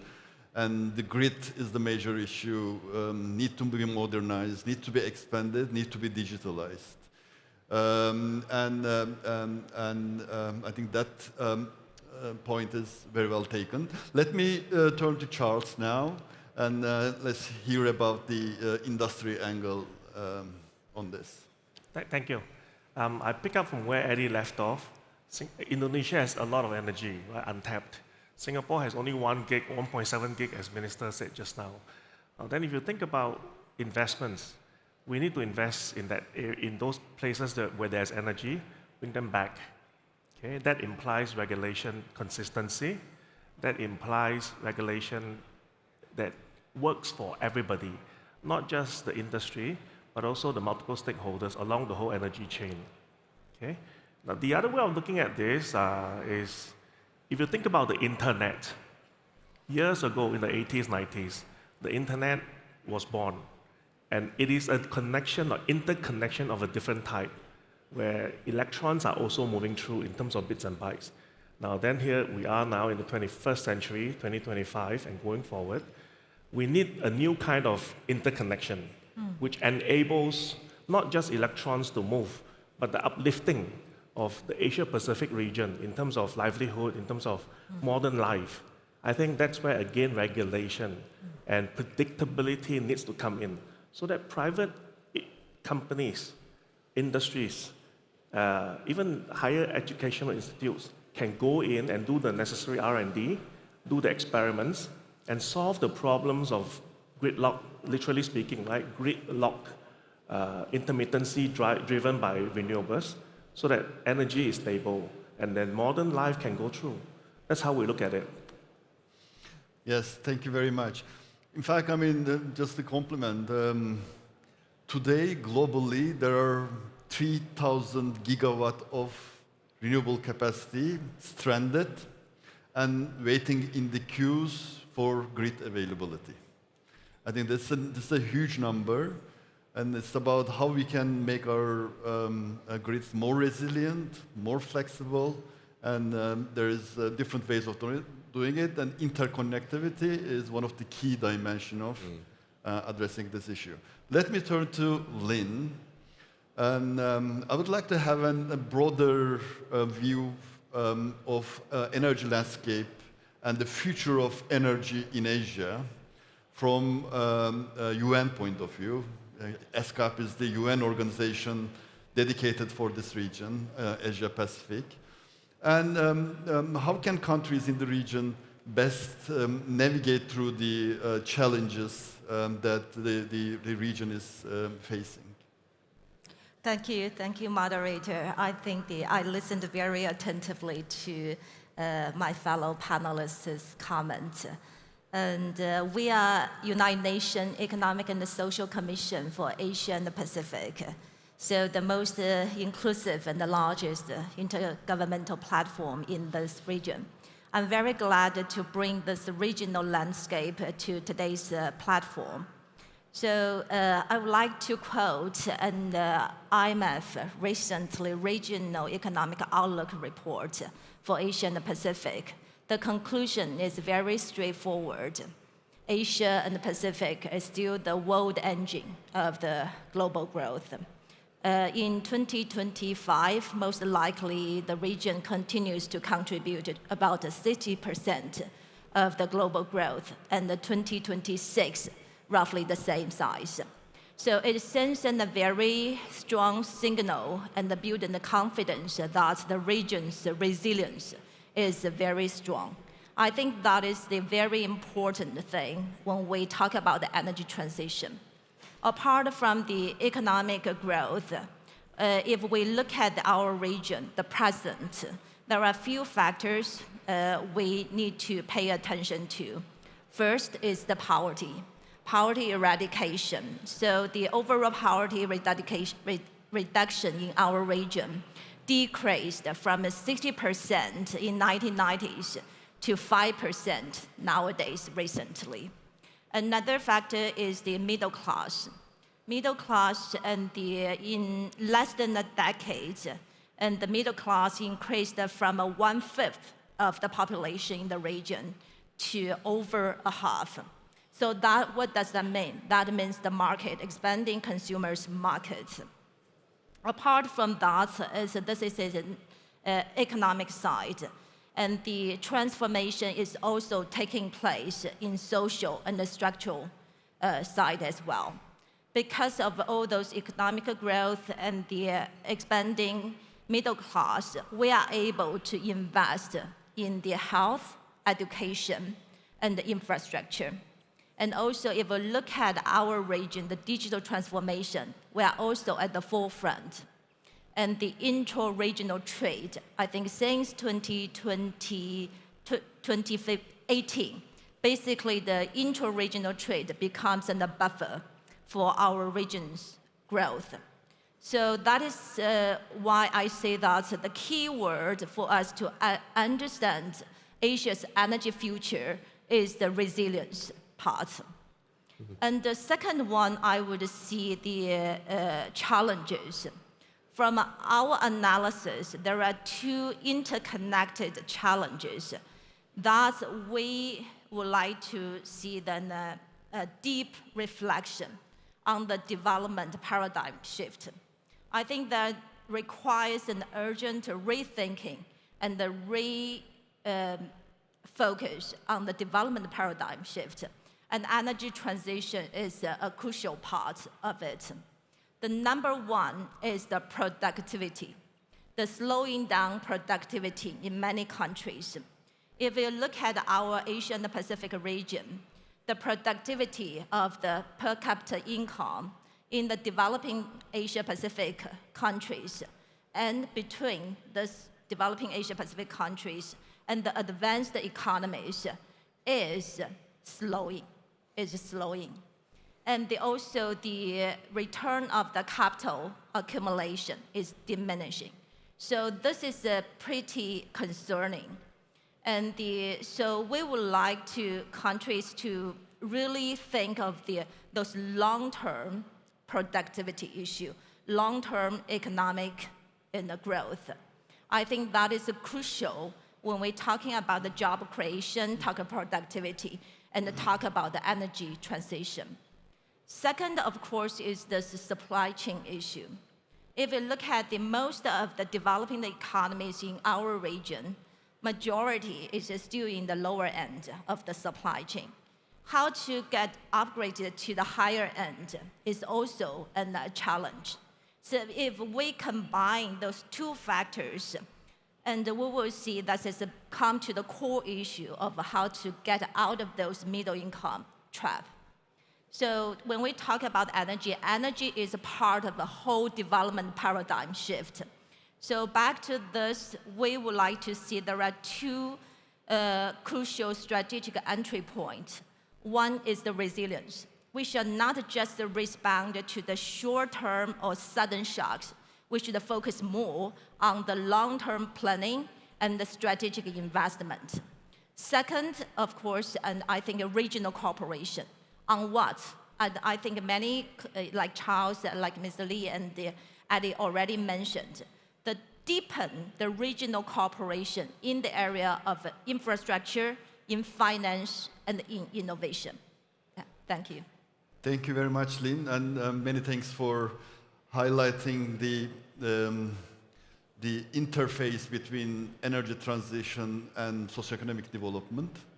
I think that's the one important dimension we always keep in mind, that energy is an enabler of economic development, not the center of attention, but then how energy transition, energy can help alleviating energy poverty, leading to creating local value creation, and also green industrialization. And in fact, I mean, that's also focus of IRENA and a new initiative we started in Southeast Europe, and local value creation and green industrialization is at the center of it. So in the second round, I will start with a question on public-private cooperation, collaboration, and especially how we can shape a long-term vision for Asia's energy future, but also maximizing the public-private partnerships and collaboration frameworks in pushing this forward. I would like to start with Eddie to have the government angle, from the Indonesian government angle, to tell us about how do you collaborate with private sector. Public-private cooperation is essential in the development of Indonesia's energy future, especially on the renewable energy front. As I mentioned earlier, total investments is approximately $200 billion. The government itself will not be able to carry this weight. So we expect up to 70% of private participation in this field. Government will obviously focus on certain energy developments, those in difficult areas. Transmission lines, obviously, which carry low IRRs, will be developed by the government. But we are going to invite and open up for private partnership in the areas of geothermal, solar, including new energy, as I had mentioned, nuclear, also hydrogen. What is also important now to enhance is that the government has recently issued a new presidential regulation, which is basically regulating the waste to energy. We have a huge waste problem in the country. We produce 56 million tons of waste every year, of which only 40% can be managed by the state. The remaining 60% are basically dumped on open dumping, which are now have reached its maximum levels in the waste management stations. So the government is privatizing waste to management in full. So we are going to build up to 33 incinerators all over Indonesia, and this is something that will be a full private-public partnership. It has very interesting returns, and we have already seen out of the 33 incinerators which have been offered to the private, we have received 120 interested bidders.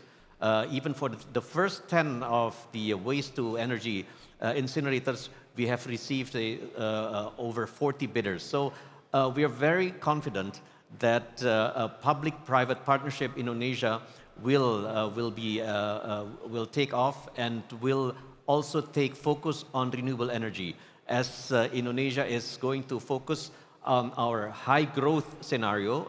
The government is expecting 8% economic growth by 2028, but not to forget our decarbonization commitments in line with our Paris agreements to decarbonize our economy before 2060.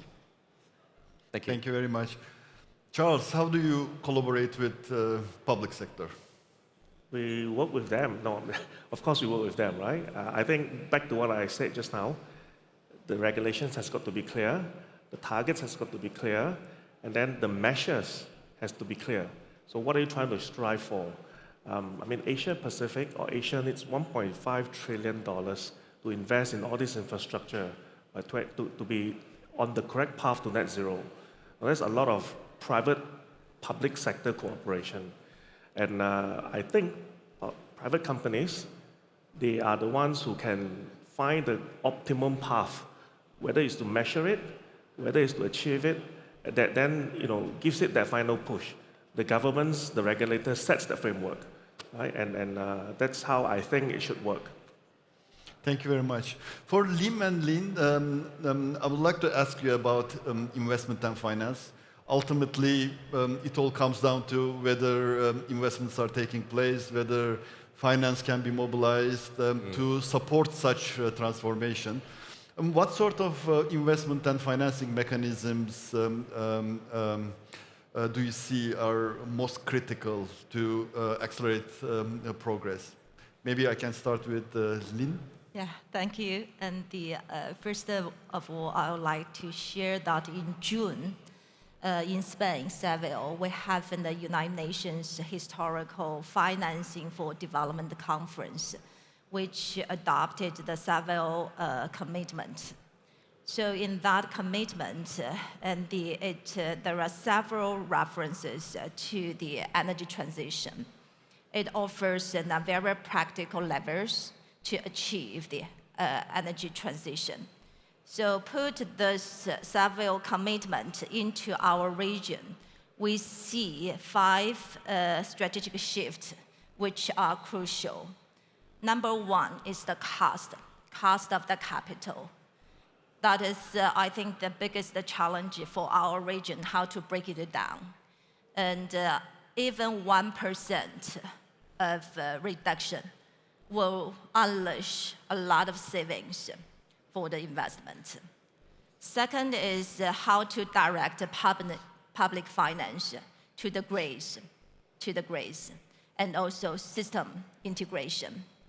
And our findings and analysis shows that public finance, together with the concessional financing, will bring the most crowded in effect. The third area, and I think in your first question, we talk a lot about this policy and the regulatory framework, which are very crucial. I can give a concrete example. When we worked with the countries, in one country, it requires 374 procedures for approval for one energy project. So this is still a quite outstanding issue. We talk a lot. So this year, by working with the ASEAN countries under the Malaysian chairmanship, we soft launched a school of regulations for ASEAN countries that aims to strengthen the capacity of regulators and also facilitate peer learning. The last one I would see is the broadening the fiscal space. We work a lot with our member states on this domestic resources mobilization.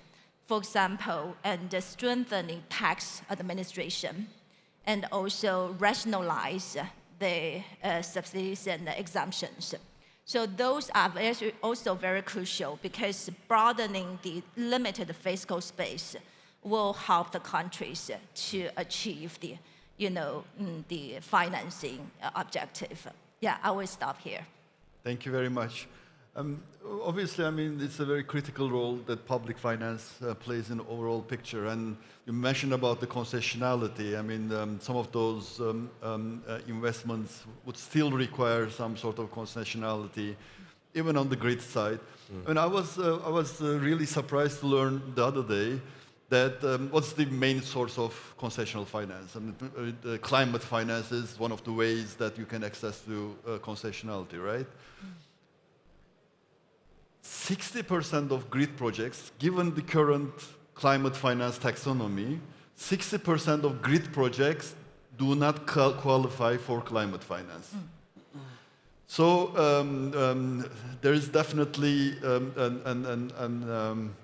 a better understanding of the overall situation and where climate finance or concessionality is needed and how this can be the source of climate finance concessionality can be accessed to. I think it's very important.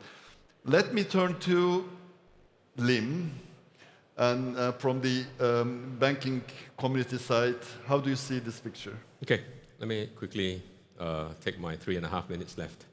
I talked about the technical bridge. Obviously, the reconfiguring of all these PPAs and fossil fuel plants to debase load them and use them for grid stability. These obviously lead to a sort of missing money problem, right? Because including their early phase out, it will lead to what I call, we need a capital bridge, right? And so there's one of these clever things that I'm following, we're supporting.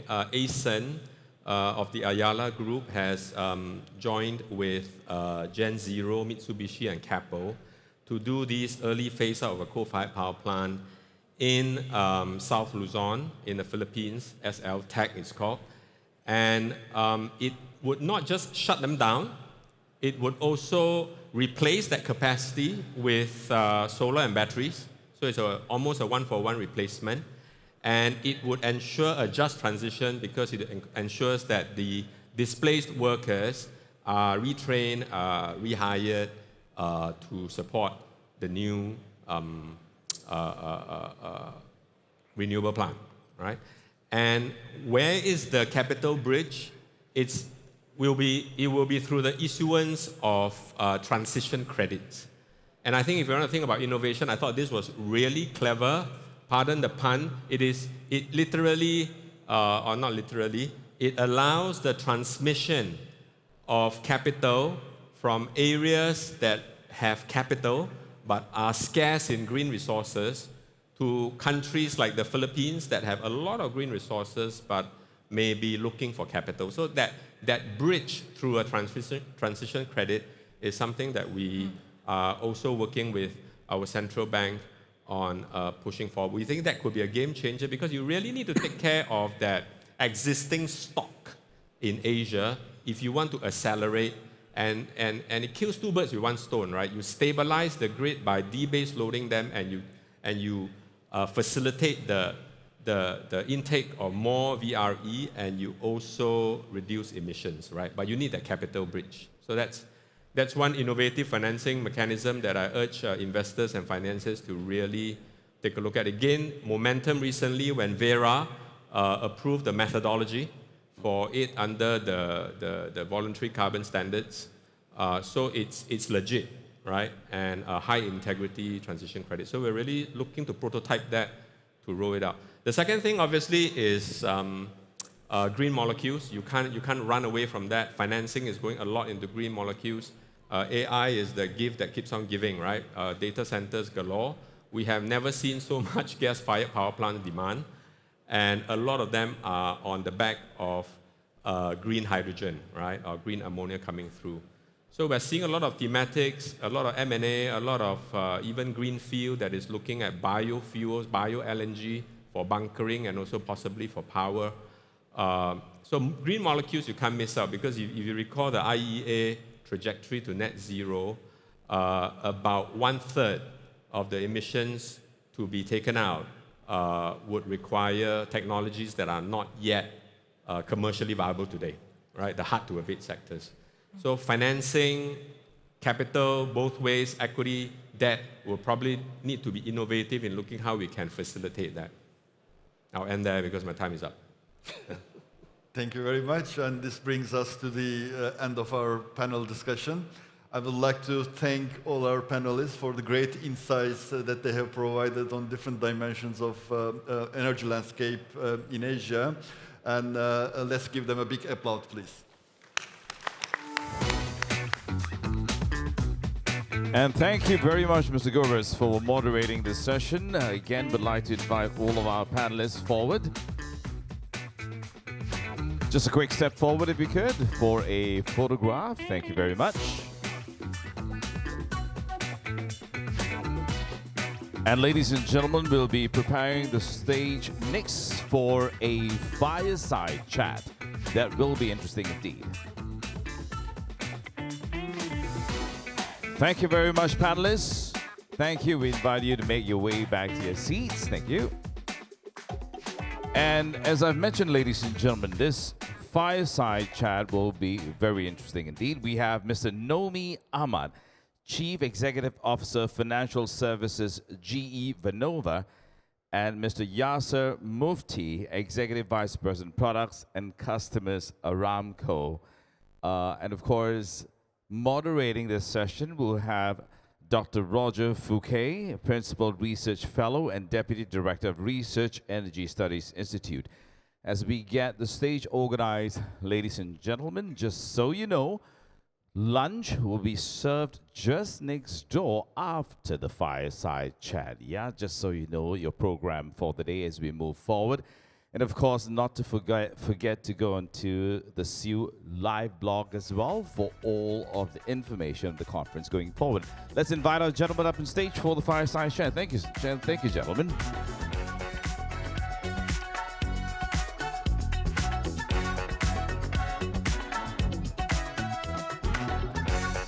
Do enjoy this session, ladies and gentlemen. Dr. Fouquet, over to you, sir. Thank you. Thank you very much, Ravi. It's a pleasure to be here, and I'm so excited. So I'm an energy economist and a historian, and that makes me incredibly excited to be able to talk to leaders in the oldest electricity company in the world, which traces its roots back to Thomas Edison, and the world's largest oil company in the world. So it's fascinating to be able to talk to both of you and get some insights on that. So I'd like to dive straight in, and hopefully we can talk about energy growth, technology, and investment. So, Nomi, the global energy landscape, it's shifting. Do you want to dive in straight away and talk about what you think of what's happening? Absolutely. First of all, it's a privilege to be here and a pleasure to have a chance to speak with you. You said we're 130 years old, but we're a startup. Purpose-built energy company focused on the energy transition to electrify and decarbonize, power, renewables, grid. Simple as that. So we're, as Dr. Fathi Bairol mentioned, we're in this unprecedented generational lifetime of energy growth. And I fully agree with the three reasons he mentioned. So AI, digitization and AI being the first one, EV, and also heating and cooling is the other one. And then we've got the super cycle of industrial decarbonization, driven by ESG directives, but driven by efficiency, driven by cost. There's a lot of industry around the world which is now looking to electrify. So you combine all of that, and we are, I mean, you're an energy historian, you can affirm with that, but we're looking at this unprecedented growth. And that's done with the backdrop of plant retirements, coal being phased out, steam plants that were built Second World War and onwards that are being phased out, and a lot of renewables being pushed into the grid. So it's not just we need generation, we need flexible generation, we need to decarbonize it. And let's not forget the massive amounts of investment that needs to happen in grid infrastructure just to make the whole system all work together. Well, that's fascinating, and I totally agree with everything you said. It's so much happening and so on. Maybe I'm going to pass over to Yasser and shift into a little bit closer to the region and just get your feel on what are the challenges and priorities as we have expanding, growing energy demand, particularly for reliability, affordability, security, and sustainability. Thank you, Roger. Let me start by just adding my voice to the speakers before me in appreciating the great city-state of Singapore. Always a pleasure to do business here. I am a regular visitor to this country. And maybe just to build on Nomi's points, we take a view on the energy transition, on energy needs, that might be a little bit different from what is commonly understood as an energy transition. We like to frame it as an energy addition, and Asia is a great example for that view of energy, which is basically that the world continues to require more energy as it moves along the path of civilization, advancement, and so on and so forth. And we do not see the role of hydrocarbons disappearing.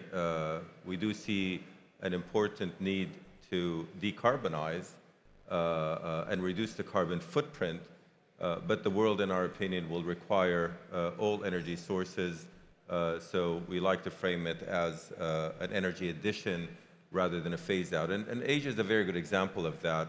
You know, given all the energy needs that we heard being described this morning by Dr. Tan and the other speakers, we take a view that this part of the world, to continue its economic progress, which has been remarkable, will require increasing amounts of energy. Roughly 84%, I think, of Asia's energy need are still done through conventional sources. And as we introduce more renewables, more nuclear, as we heard today, we believe that hydrocarbons will still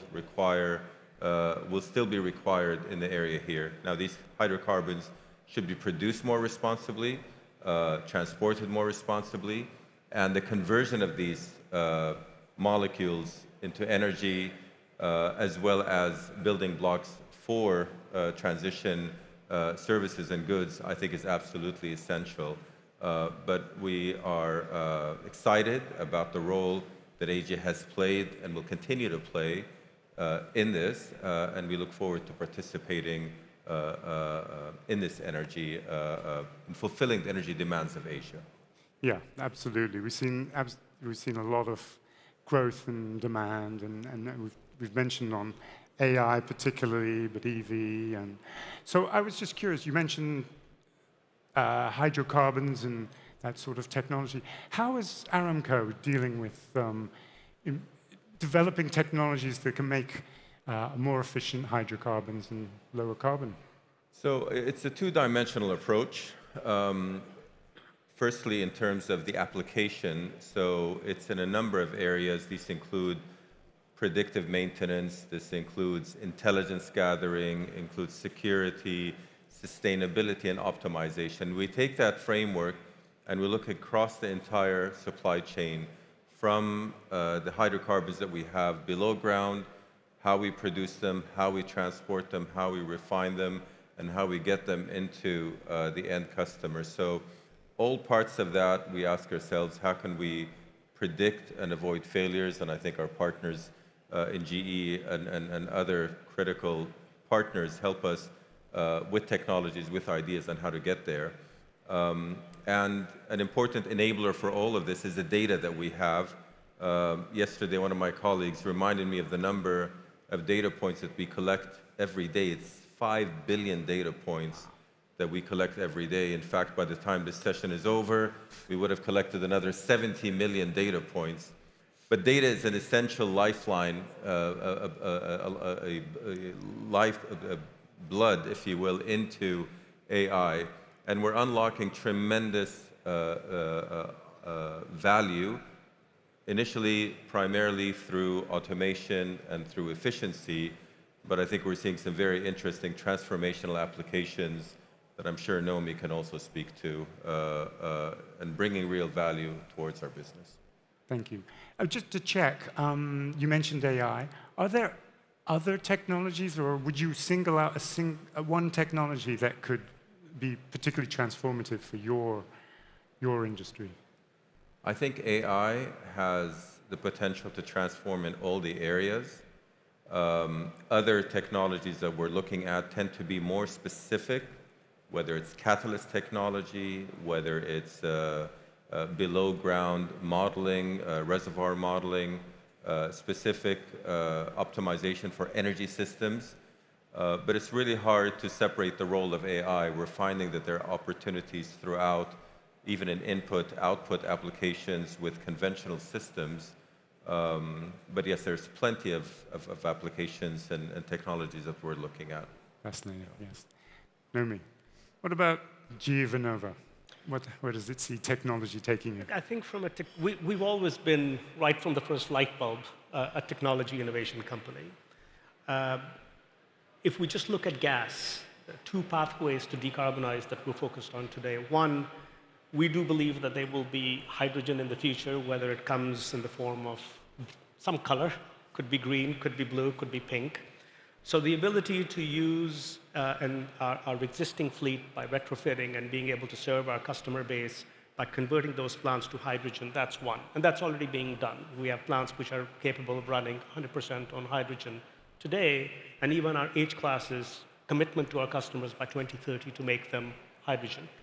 Now, carbon capture is something you guys are very familiar with. You do it.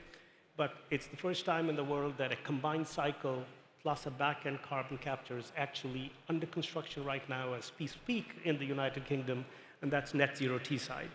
So project financed with a PPA mechanism from the government. That plant's now under construction. Other things which are on the horizon, I think Minister Tang spoke about that earlier. Small modular reactors were something we're incredibly excited about. Our first SMR units are in execution now, expecting to start to load nuclear fuel as early as the beginning of 2029. And while most people are talking about technology on paper, we're actually building. So I invite all of you to come visit Toronto and call me, and I'll get you to see the plant. It's really fascinating. Other things which are on the horizon are things like direct air capture. Again, it's built on the same solvent versus sorbent technology, but we also see a future, and this has been led by some of the tech firms, the hyperscalers, where they've been buying carbon offsets. So we see over the next 5 to 7 years, a real industry developing where people will look to buy carbon attributes, and having direct air capture, we think is going to become more common theme. Aside from that, the innovations that are taking place in grid, because that's the biggest untalked challenge today, the amount of investment that needs to go into grid automation, smart grids. The pipelines, which then became LNG, will now be HVDC cables. So this takes us back to the ASEAN grid. And so the innovations that are taking place to bring more resilience, reduce cost, and make those projects more sustainable and executable, those are all some of the exciting things that today GE Vernova is working on. Fantastic. So yeah, we're very excited to look to get those data points. We talked about data points before, but get more data points on particularly the economies of scale. Because I think that's, we all agree at the moment they're fairly costly, but what we want to know is about that decline, and that will be crucial. It always is. That's correct. And expanding, growing those modular activities, whether it's the nuclear reactors or DAC, it's going to be very important. Drive that down. So let's zoom in. We're in Singapore. Let's talk a little bit about the Singapore energy landscape. Where do you see the transition going at the moment? Well, Singapore, and I've lived in Singapore for about 8 years. So Singapore has and is and will always be on sort of the cutting edge, if you will, of innovation. The very simple 4-pillar strategy of diversifying fuel security, that's natural gas, maximizing renewables, which I think we're kind of getting there, and now that'll spread out to nearby neighbors, the ASEAN power grid, and then lastly, looking at ways to introduce the decarbonization. So whether, again, it's hydrogen, there's a study that we're involved in with YTL about carbon capture. And I'm personally very encouraged by the Singapore's forward-leaning stance towards nuclear as well. So that'll be a game changer. So I think as a country, as forward-leaning as it is setting not only the example for the other Asian companies to follow, but it's also setting itself up as the ecosystem. And this started happening about 10 years ago, where the network of consultants, advisors, multilateral banks, and the government's been very forward-leaning with MAS doing FAST-P. So concessional finance was something that was very much required and is now there, up and running. The government's commitment on 35 billion on green bonds. Capital is going to be a huge, huge, huge requirement. And we see Singapore leaning forward on having a clear pathway, but then also being the facilitation hub for the rest of Asia to move towards their target. So it's as always, a pleasure to see Singapore at the cutting edge of that innovation. Fantastic. Yes, sir, I just want to bring you in. We've got a few minutes left. Your view on Singapore and its energy transition? So we've been in this country for 35 years. I think that to add to Naomi's points about Singapore being at the cutting edge of all these developments, and I think with a very progressive government, as we heard this morning from Minister Tan, I think the accessibility of Singapore and all the factors that Naomi talked about allow it to continue to play a central role in IOC's plans. And if I can elaborate a little bit on our own view, so we've invested heavily in China over the past 18 months in addition to our other investments. We've also invested in Pakistan, forthcoming investment in the Philippines, our investment just across Strait of Water here in Malaysia. And we operate all of that out of Singapore. I think Singapore just affords us a great environment to manage our business extremely well, in addition to tax and other considerations that we're very appreciative for, but also the actual physical flow of molecules and megawatts.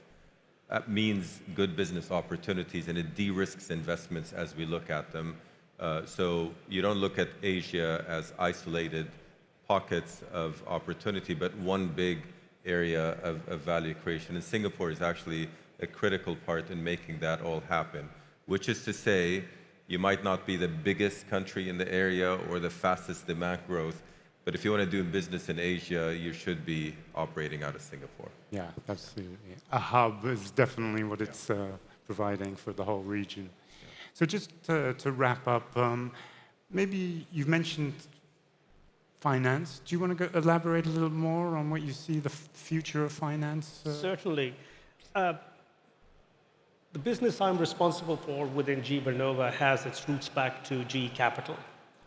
We've been active for about 45 years. We've deployed about $50 billion into energy projects, working with a network of ECAs, DFIs, commercial banks, the whole credit stack. So I can tell you that there is not much shortfall of capital looking for the right projects. I think it comes back down to the right opportunities. And that actually requires exactly what this event is all about. Policy, governments like Singapore leaning forward to make sure that they are commercially viable, financeable, having the capital ecosystem in the room, having the sponsors and the energy companies in the room, Aramco, Sembcorp, YTL. I think coming to that right, so there's the one thing we're going to do this. That's the first thing, the resolve. And then the second is solving for that risk allocation that allows commercial viability and that allows capital to flow. The science behind many of these projects is not the challenge. They can be executed. Human beings are amazing. You put problems, they'll go out and solve those. But I think it's agreeing on this is what we're going to do and this is how. And many of these kinds of projects, as we look at the ASEAN grid, for example, it isn't just about Sembcorp and Sarawak Energy. It's about the governments of Malaysia and the government of Singapore sort of facilitating and agreeing on that. So this is really where I think it's a quintessential sense of risk allocation through public-private partnerships that will unlock the capital. I have maybe just, I wanted to go back to something that Fatih Birol mentioned that I actually disagree with, and I was hoping to use my last minute here to express a viewpoint. Just for the record, I've known Fatih, His Excellency, for many, many, many years. The point that was mentioned about excess supply putting pressure on prices, I think we need to frame that viewpoint slightly differently. Energy, like health, you only worry about its security when it's under threat. And the fact that we've had the geopolitical disruptions that he spoke about and not have prices skyrocket is a function of the investment that many companies, including my own, has done to ensure security of supply. So despite the troubles that we've had in different parts of the world, the supply of energy, both oil and gas, has flowed to the demand centers in Asia. And I think it's a wonderful example of energy security at play. And thank God we weren't here to discuss how to address energy shortages. Would have been the exact definition of energy security or energy insecurity. So I just wanted to throw that in before we close our session. No, that's a great point, Yasser, because I think each crisis, and we've had it, and you know, as a historian, I've seen many. I've studied many crises over the last 150 or even 200 years, and each one makes us more resilient if we adapt to it properly. And so I think we've seen that with the markets. The energy markets internationally have been phenomenal at reacting and adjusting. So lots of flexibility, and that's where we need to go, is continuing to be flexible as we grow, the energy economy grows, and the technologies develop, and we get a lot of good quality investment coming through. So I want to thank you, Nomi and Yasser, for a fantastic discussion. And I want to thank the audience. Thank you. And we can go for lunch. Thank you. And thank you, Roger, for moderating that as well. Thank you. Gentlemen, if I may, would you like to stand forward just for a quick photograph session as well? Thank you. Now, ladies and gentlemen, we have with that come to the end of the morning segment of the SIEW Summit. The first keynote in the afternoon segment will be by His Excellency Chairman Luhut Binsar Panjaitan, Chairman of the National Economic Council, Republic of Indonesia. So you know, his address will begin at 1 p.m. on the dot, and surely you would not want to miss that. I'm also pleased to announce that the SG60 at SIEW Energy Showcase, which you saw as the launch this morning, is co-presented by the Energy Market Authority of Singapore and Sembcorp Industries. The special edition Energy Showcase takes you through Singapore's energy journey from where we stand today to the bold future we are building for tomorrow. Explore how innovation, collaboration, and of course ambition are shaping a resilient energy future. Much has been spoken about this morning, ladies and gentlemen. I'm sure you'll be very engaged by the showcase that you see on the outside. So we encourage you to be at the showcase as you complete your lunch. The SIEW Summit Networking Reception, just so you know, a couple of housekeeping announcements, will be held at the Clifford Pier from 5:30 p.m. onwards. Yeah, shuttle services will be provided by the Marina Bay Sands, and hop on to Sembcorp's EV bus and travel with us carbon-free, of course. Seats are limited, and of course, ladies and gentlemen, do come, as it's on a first-come, first-serve basis. Lunch is served right next door, all right, in the ballroom on that side. Again, we'd like to remind you to make your way back to the next session at 1 p.m. right here. Do enjoy your lunch, ladies and gentlemen. Bon appetit.